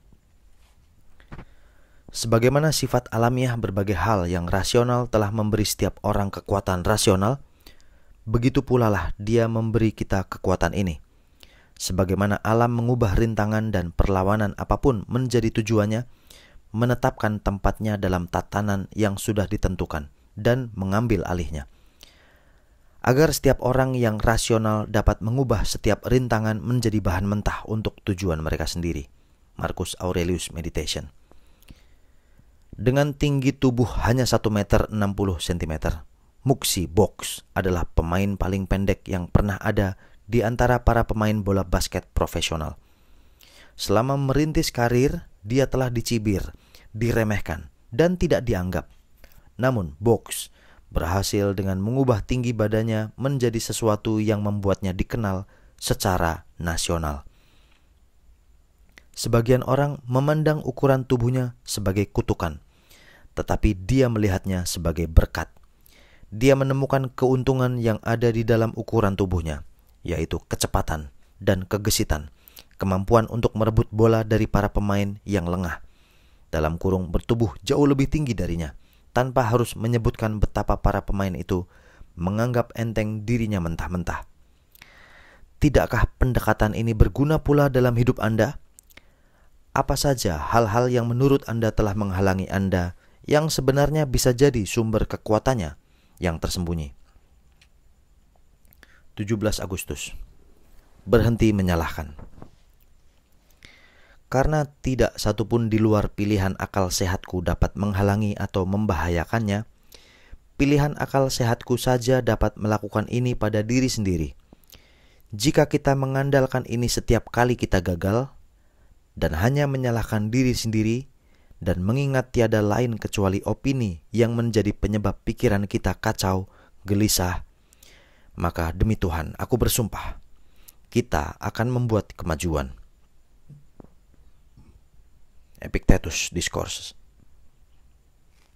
Hari ini, cobalah perhatikan apakah Anda bisa tidak menyalahkan seseorang atau satu hal. Seseorang keliru menafsirkan instruksi Anda. Itu karena Anda mengharapkan hal yang berbeda. Seseorang menyampaikan ucapan kasar. Kepekaan Anda lah yang menafsirkan ucapannya demikian. Portofolio saham Anda rugi besar. Apa yang Anda harapkan dengan membuat taruhan sedemikian besar? Kalau begitu, buat apa pula Anda mengecek pasar dari hari ke hari? Apapun itu, seberapa buruknya sesuatu terjadi, lihatlah apakah Anda dapat melewati sehari penuh mengaitkan semuanya dengan pilihan akal sehat Anda. Jika Anda tidak sanggup melakukannya sampai sehari, lihatlah apakah Anda bisa menjalaninya selama sejam. Bila tidak sejam, 10 menit saja. Mulailah dari tempat yang Anda perlukan. Bahkan 1 menit tanpa memainkan permainan mempersalahkan adalah kemajuan dalam seni menjalani hidup. 18 Agustus. Hanya orang bodoh yang buru-buru. Orang baik itu tidak terkalahkan, karena tidak buru-buru mengikuti perlombaan bila dia bukan yang terkuat. Bila kamu menginginkan propertinya, ambil saja. Ambil juga staf, profesi, dan tubuhnya. Namun, kamu tidak akan pernah bisa memaksakan apa yang dia ingin capai atau memerangkapnya ke dalam apa yang akan dia hindari. Sebab satu-satunya perlombaan yang akan diikuti oleh orang baik adalah merupakan pilihan akal sehatnya sendiri. Bagaimana orang macam itu tidak menjadi yang tak terkalahkan? Epictetus Discourses. Salah satu prinsip paling mendasar dalam seni bela diri adalah bahwa kekuatan tidak boleh melawan kekuatan. Artinya, jangan mencoba mengalahkan lawanmu dalam hal di mana dia paling kuat. Namun, itulah persisnya yang kita lakukan ketika kita mencoba melaksanakan tugas-tugas mustahil yang bahkan belum kita pikirkan secara tuntas, atau kita biarkan seseorang menempatkan diri kita pada suatu posisi. Kita mengiyakan apapun yang menyerbu kita. Sebagian orang mengira bahwa memilih pergulatanmu sendiri merupakan kelemahan atau perhitungan. Bagaimana bisa mengurangi jumlah kegagalan atau meminimalkan jumlah cedera yang tidak perlu, yang mungkin menimpa kita dianggap sebagai kelemahan. Bagaimana pula itu menjadi hal buruk? Seperti kata peribahasa, kebijakan adalah bagian yang lebih baik daripada keberanian. Para Stoik menyebutnya pilihan akal sehat. Itu artinya menjadi yang masuk akal. Berpikir keraslah sebelum memilih dan jadikan diri Anda tak terkalahkan. 19 Agustus. Membatasi yang tidak perlu. Disebutkan bahwa bila kamu ingin memiliki pikiran yang damai, sibukkanlah diri dengan hal-hal kecil. Namun, tidakkah ungkapan yang lebih tepat adalah lakukanlah apa yang harus kamu lakukan dan seperti apa yang dituntut dari makhluk rasional yang diciptakan untuk hidup bersama? Karena hal ini tidak saja akan memberikan pikiran yang damai dalam melakukan 1 atau 2 hal, namun kedamaian yang lebih besar lagi karena melakukannya dengan baik. Karena mayoritas kata-kata dan tindakan kita tidak perlu. Membatasinya akan memberikan kesenangan dan ketenangan berlimpah. Sebagai hasilnya, kita tidak boleh lupa bertanya setiap saat, apakah ini salah satu hal yang tidak perlu? Namun, kita tidak hanya perlu membatasi tindakan yang tidak perlu, melainkan juga pikiran yang tidak perlu, sehingga tindakan yang tidak perlu tidak mengekorinya. Marcus Aurelius Meditation. Para Stoik bukanlah biksu. Mereka tidak masuk ke dalam suaka biara atau kuil. Mereka adalah para politisi, pebisnis, tentara, seniman. Mereka mempraktikkan filsafat mereka di tengah kesibukan hidup, persis sebagaimana Anda coba lakukan. Kunci dalam pencapaiannya adalah tega membuang yang tidak esensial dalam hidup kita. Apa yang diwajibkan oleh keangkuhan kepada kita apa yang didaftarkan oleh keserakahan untuk kita, apa yang ditambahkan oleh ketidakdisiplinan ke dalam piring kita, dan apa yang dicegah oleh kepengecutan kita untuk mengatakan tidak. Semua inilah yang harus kita buang, dan buang. 20 Agustus, mana yang penting? Di dalam, kita harus berbeda dalam setiap hal. Namun pakaian kita di luar haruslah melebur dengan khalayak. Seneca, Moral Letters. Diogenes, si sinis, adalah seorang filsuf kontroversial yang berkeluyuran di jalan seperti tunawisma. Beberapa ribu tahun kemudian, beberapa ucapannya masih saja membuat kita merenung. Namun, andaikan sebagian besar dari kita pernah bertemu dengannya dulu, kita mungkin berpikir, siapa orang sinting ini? Sungguh menggoda untuk menyikapi filsafat secara ekstrim. Tetapi siapa yang melakukan itu? Nyatanya, penolakan terhadap hal-hal mendasar di dalam masyarakat mengucilkan orang lain, bahkan mengancam mereka. Lebih penting lagi, transformasi keluar. Dalam pakaian kita, mobil kita, penampilan kita, mungkin terasa penting, tetapi semu dibandingkan dengan perubahan di dalam. Hanya itulah perubahan yang hanya diketahui oleh kita. 21 Agustus. Jangan gundah duluan. Adalah sangat menghancurkan bagi jiwa untuk cemas akan masa depan dan gundah gulana sebelum menghadapi kesedihan. Tertelan kecemasan mengenai apakah hal-hal yang diidamkannya bisa tetap saja menjadi miliknya hingga akhir masa. Sebab jiwa yang seperti ini tidak akan pernah tenang. Dengan mendambakan kedatangan berbagai hal, dia akan kehilangan kemampuan untuk menikmati berbagai hal yang sudah ada. Seneca, Moral Letters. Bagaimana kita merasa gugup terhadap berita buruk yang membayangi kita itu aneh bila direnungkan. Dari definisinya, penantian berarti bahwa hal itu belum terjadi. Maka merasa kacau duluan merupakan pilihan yang jelas disengaja. Namun itulah yang kita lakukan. Menggigiti kuku, perut mulas, dengan kasar menyingkirkan orang-orang di sekitar kita. Mengapa? Karena sesuatu yang buruk mungkin akan segera terjadi. Si pragmatis, seorang tukang bertindak, terlalu sibuk untuk membuang waktu dalam kekonyolan seperti itu.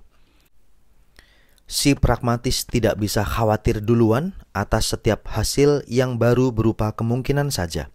Pikirkanlah itu.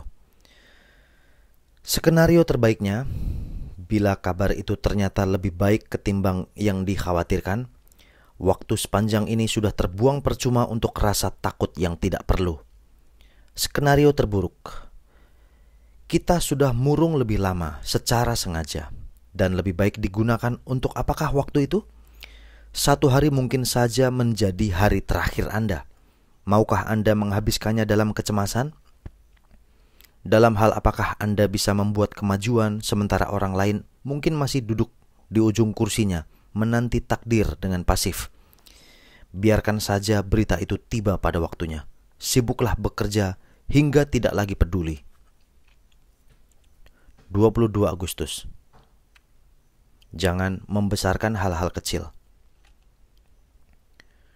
Sungguh teramat penting bagimu untuk mengingat bahwa perhatian yang kamu curahkan terhadap setiap aksi harus seimbang dengan nilainya.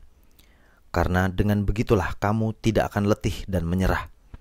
Jika kamu tidak menyibukkan diri dengan hal kurang penting lebih daripada seharusnya. Marcus Aurelius Meditation. Pada tahun 1997, seorang psikoterapis bernama Richard Carlson menerbitkan buku berjudul Don't Sweat the Small Stuff. And It's All Small Stuff. Buku itu dengan cepat menjadi salah satu buku terlaris sepanjang masa dan bertahun-tahun bertengger di daftar buku paling laris. Terjual jutaan buku di dalam berbagai bahasa. Apakah Anda membaca buku itu atau tidak, pernyataan Bernas Carlson tentang ide yang berlaku sepanjang masa patut diingat. Bahkan Cornelius Fronto, guru retorika Marcus Aurelius, mungkin bisa menilainya sebagai cara superior untuk mengungkapkan kebijakan yang diupayakan oleh muridnya di atas.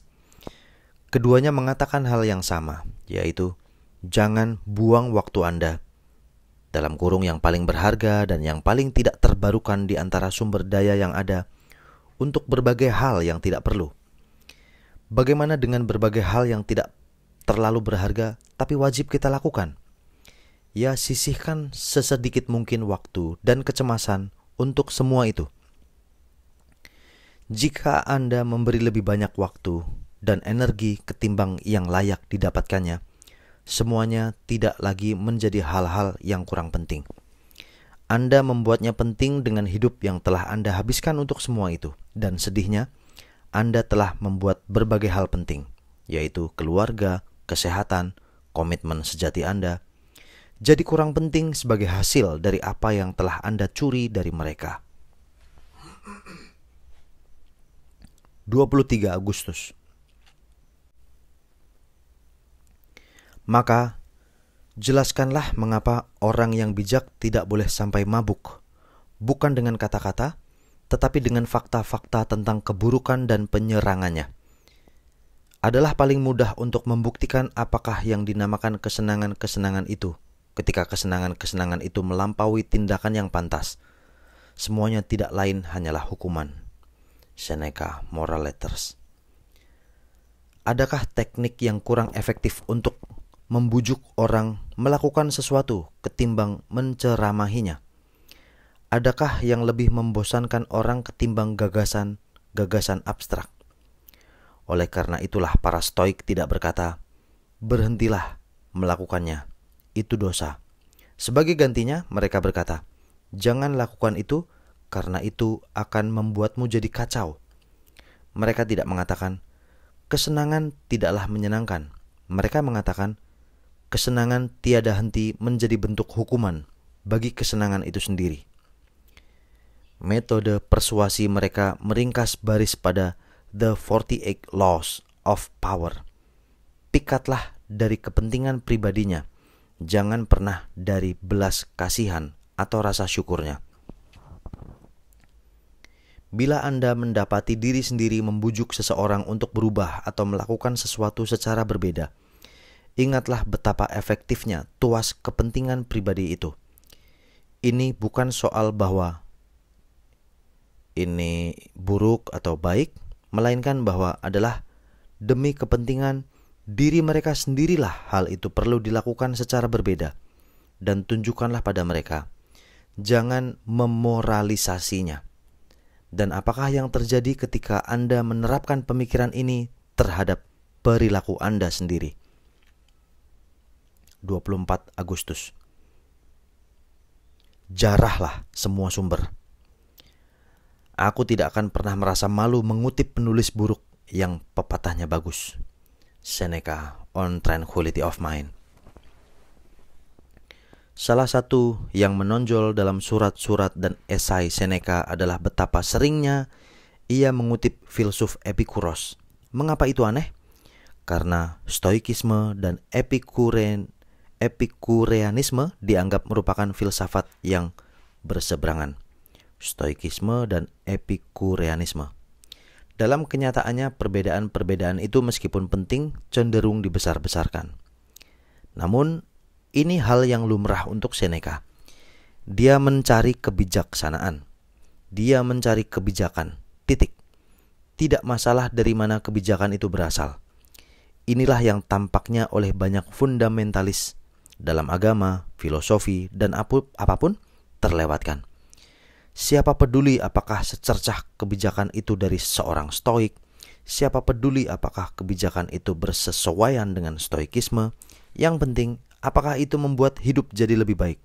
Apakah itu membuat Anda lebih baik? Kebijakan atau pertolongan apakah yang dapat Anda temukan hari ini bila Anda tidak lagi peduli pada afiliasi atau reputasi? Seberapa banyak lagikah yang dapat Anda lihat bila Anda hanya berfokus pada manfaatnya.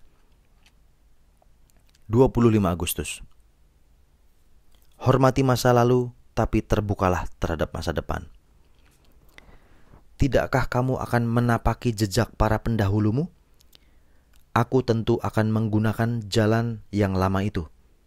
Tetapi bila aku menemukan jalan yang lebih singkat dan mulus, aku akan merintis jalan setapak di sana.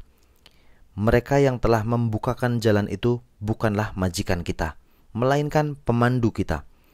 Kebenaran itu terbuka bagi setiap orang, belum dimonopoli. Seneca, Moral Letters. Tradisi kerap kali merupakan praktik terbaik yang teruji oleh waktu dalam melakukan sesuatu. Namun, ingatlah bahwa yang kini merupakan ide konservatif dulu pernah jadi kontroversial, canggih, dan inovatif. Itulah sebabnya kita tidak boleh takut bereksperimen dengan ide baru. Dalam kasus Seneca, dia mungkin menganut beberapa wawasan filsafat baru yang memoles tulisan Zeno atau Cleanthes. Di dalam kasus kita, mungkin sebuah terobosan di bidang psikologi memoles tulisan Seneca dan Marcus Aurelius. Atau barangkali kita punya terobosan kita sendiri. Bila ide itu benar dan lebih baik, terimalah, gunakan. Anda tidak harus menjadi penghuni penjara orang tua yang sudah meninggal dan berhenti belajar ribuan tahun yang lalu. 26 Agustus. Mencari kapal karam. Kapalku karam bahkan sebelum ku naiki. Perjalanan itu menunjukkan padaku betapa banyak yang kita miliki yang tidak perlu, dan betapa mudahnya bagi kita memutuskan untuk menjauhkan diri dari berbagai hal ini setiap saat diperlukan, tanpa merasa derita kerugian. Seneca, Moral Letters. Zeno, yang secara luas dianggap sebagai pendiri aliran Stoikisme, adalah seorang pedagang sebelum dia menjadi filsuf. Dalam pelayaran antara Funisia dan Pieras, kapalnya tenggelam dengan seluruh kargonya. Zeno pun sampai di Athena, dan sewaktu memasuki sebuah toko buku, dia diperkenalkan dengan filsafat Sokrates. Kemudian filsuf dari Athena bernama Krates. Pengaruh-pengaruh ini secara drastis mengubah jalan hidupnya, mengantarkannya untuk mengembangkan pemikiran dan prinsip-prinsip yang kini kita kenal sebagai Stoikisme. Menurut penulis biografi kuno Diogenes Laertus, Zeno berseloroh. Gara-gara kapalku karam, aku memasuki perjalanan yang hebat. Atau menurut cerita yang lain, perbuatanmu hebat, Fortuna, menggiringku kepada filsafat. Konon dia berkata demikian.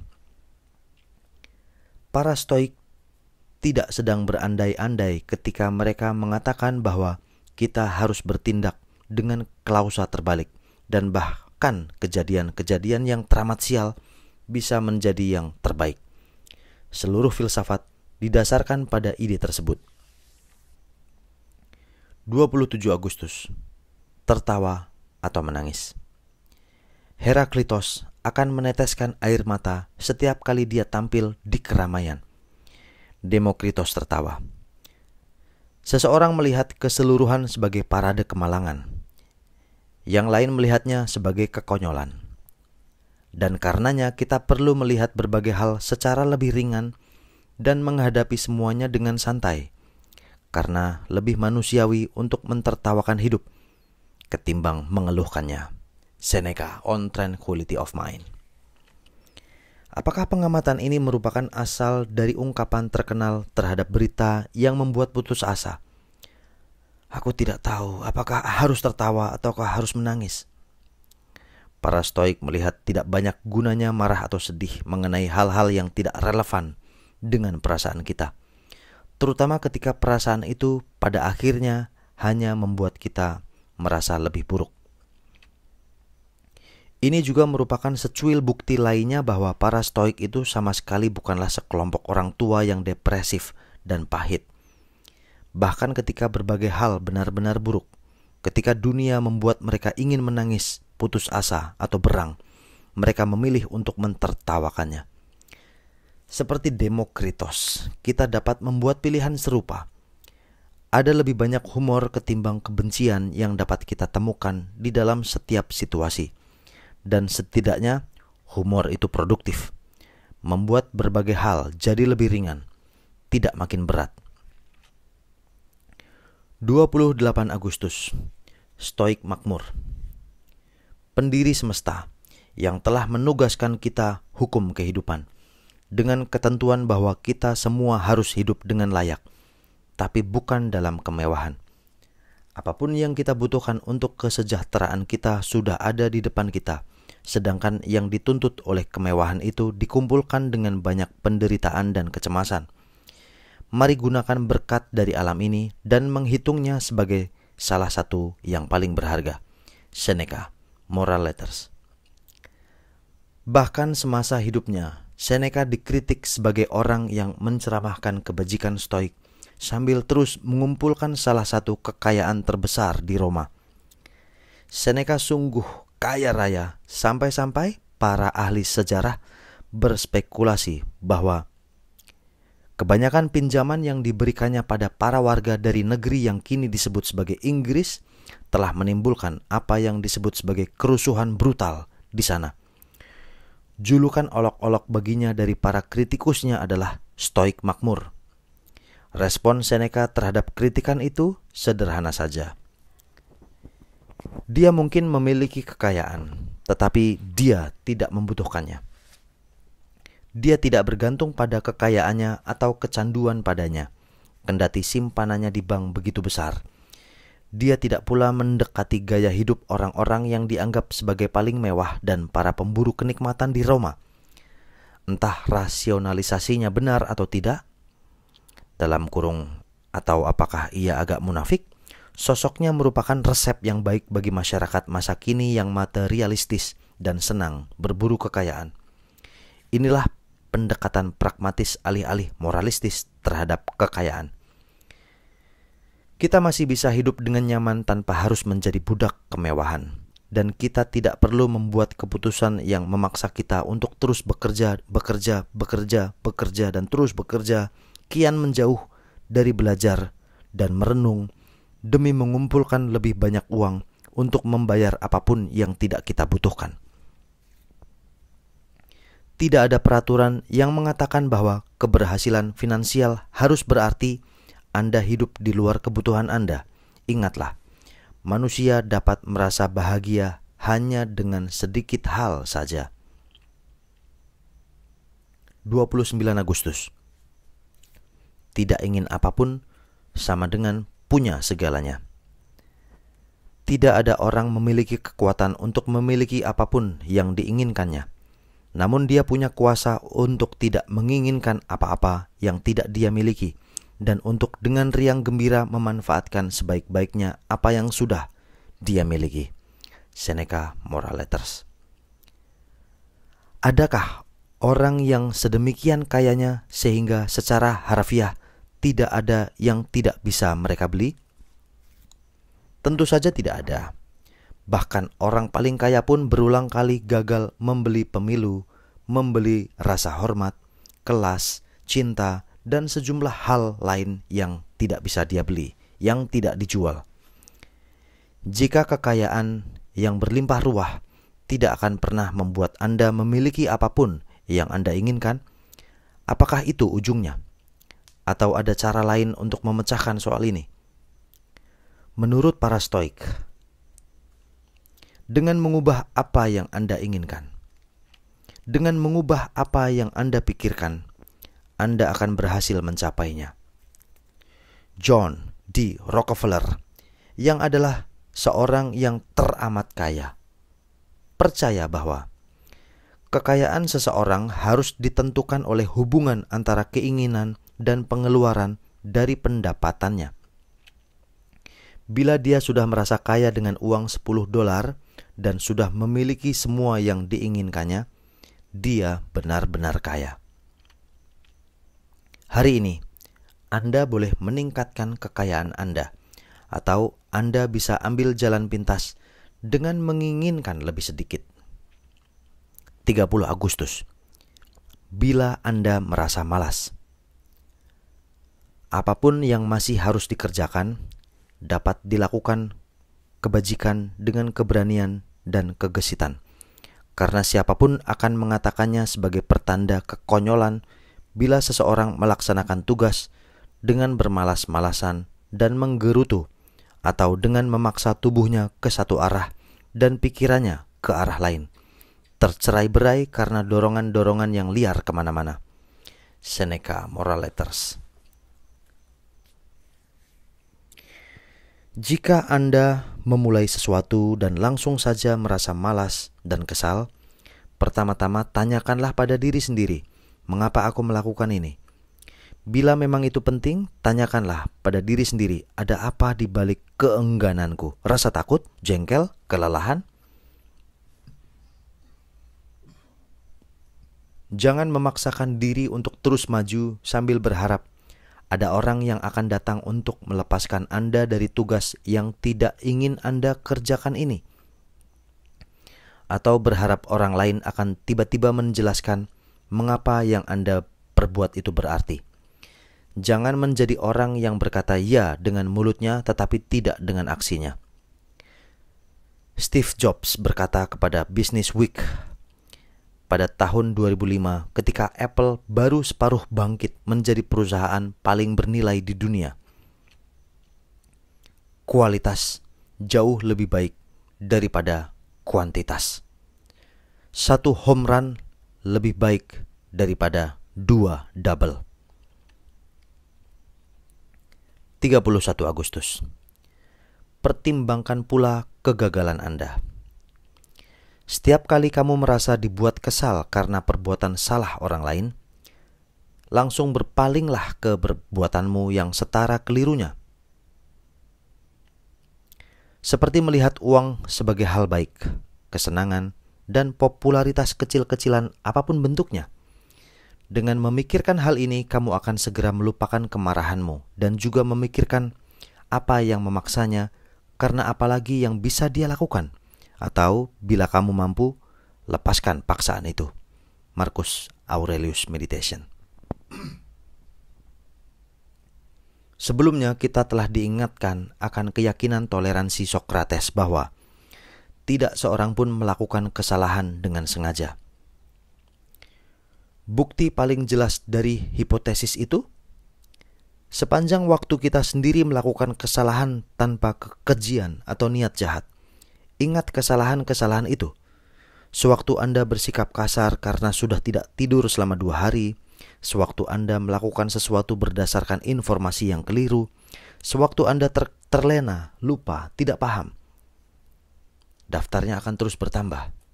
Itulah sebabnya penting sekali untuk tidak mencoreng seseorang atau menggolongkannya sebagai musuh. Bersikaplah pemaaf terhadap mereka seperti kepada diri Anda sendiri. Beri ruang bagi mereka seperti Anda memberi ruang bagi diri sendiri supaya bisa terus bekerja dengan mereka dan memanfaatkan bakat-bakat mereka. Sampai di sini dulu. Kita akan melanjutkannya di next video Audiobook Indonesia. Sebetulnya nggak ada videonya sih, nggak ada visualisasinya, hanya suara saya aja dan salah satu thumbnail. Tetapi esensinya mudah-mudahan bisa Anda petik. Setidak-tidaknya bisa saya petik. Terima kasih telah mendengarkan audiobook ini dan terus mengembangkan kepribadian Anda menjadi lebih baik, menjadi berpengetahuan luas, berpengalaman, dan mendengarkan kisah-kisah filsuf dunia, mengambil inspirasi dari mereka. Dan mohon maaf tentu saja kesalahan-kesalahan yang saya perbuat atas pembacaan saya yang keliru, jeda tanda baca, dan artikulasi, mungkin suara-suara yang masuk ke mikrofon ini. Mohon maaf, tidak ada yang sempurna. Sampai jumpa di next video. Om Swastiastu, Namo Buddhaya, salam kebajikan, rahayu, assalamualaikum, salam, namaste. Semoga semua makhluk hidup berbahagia.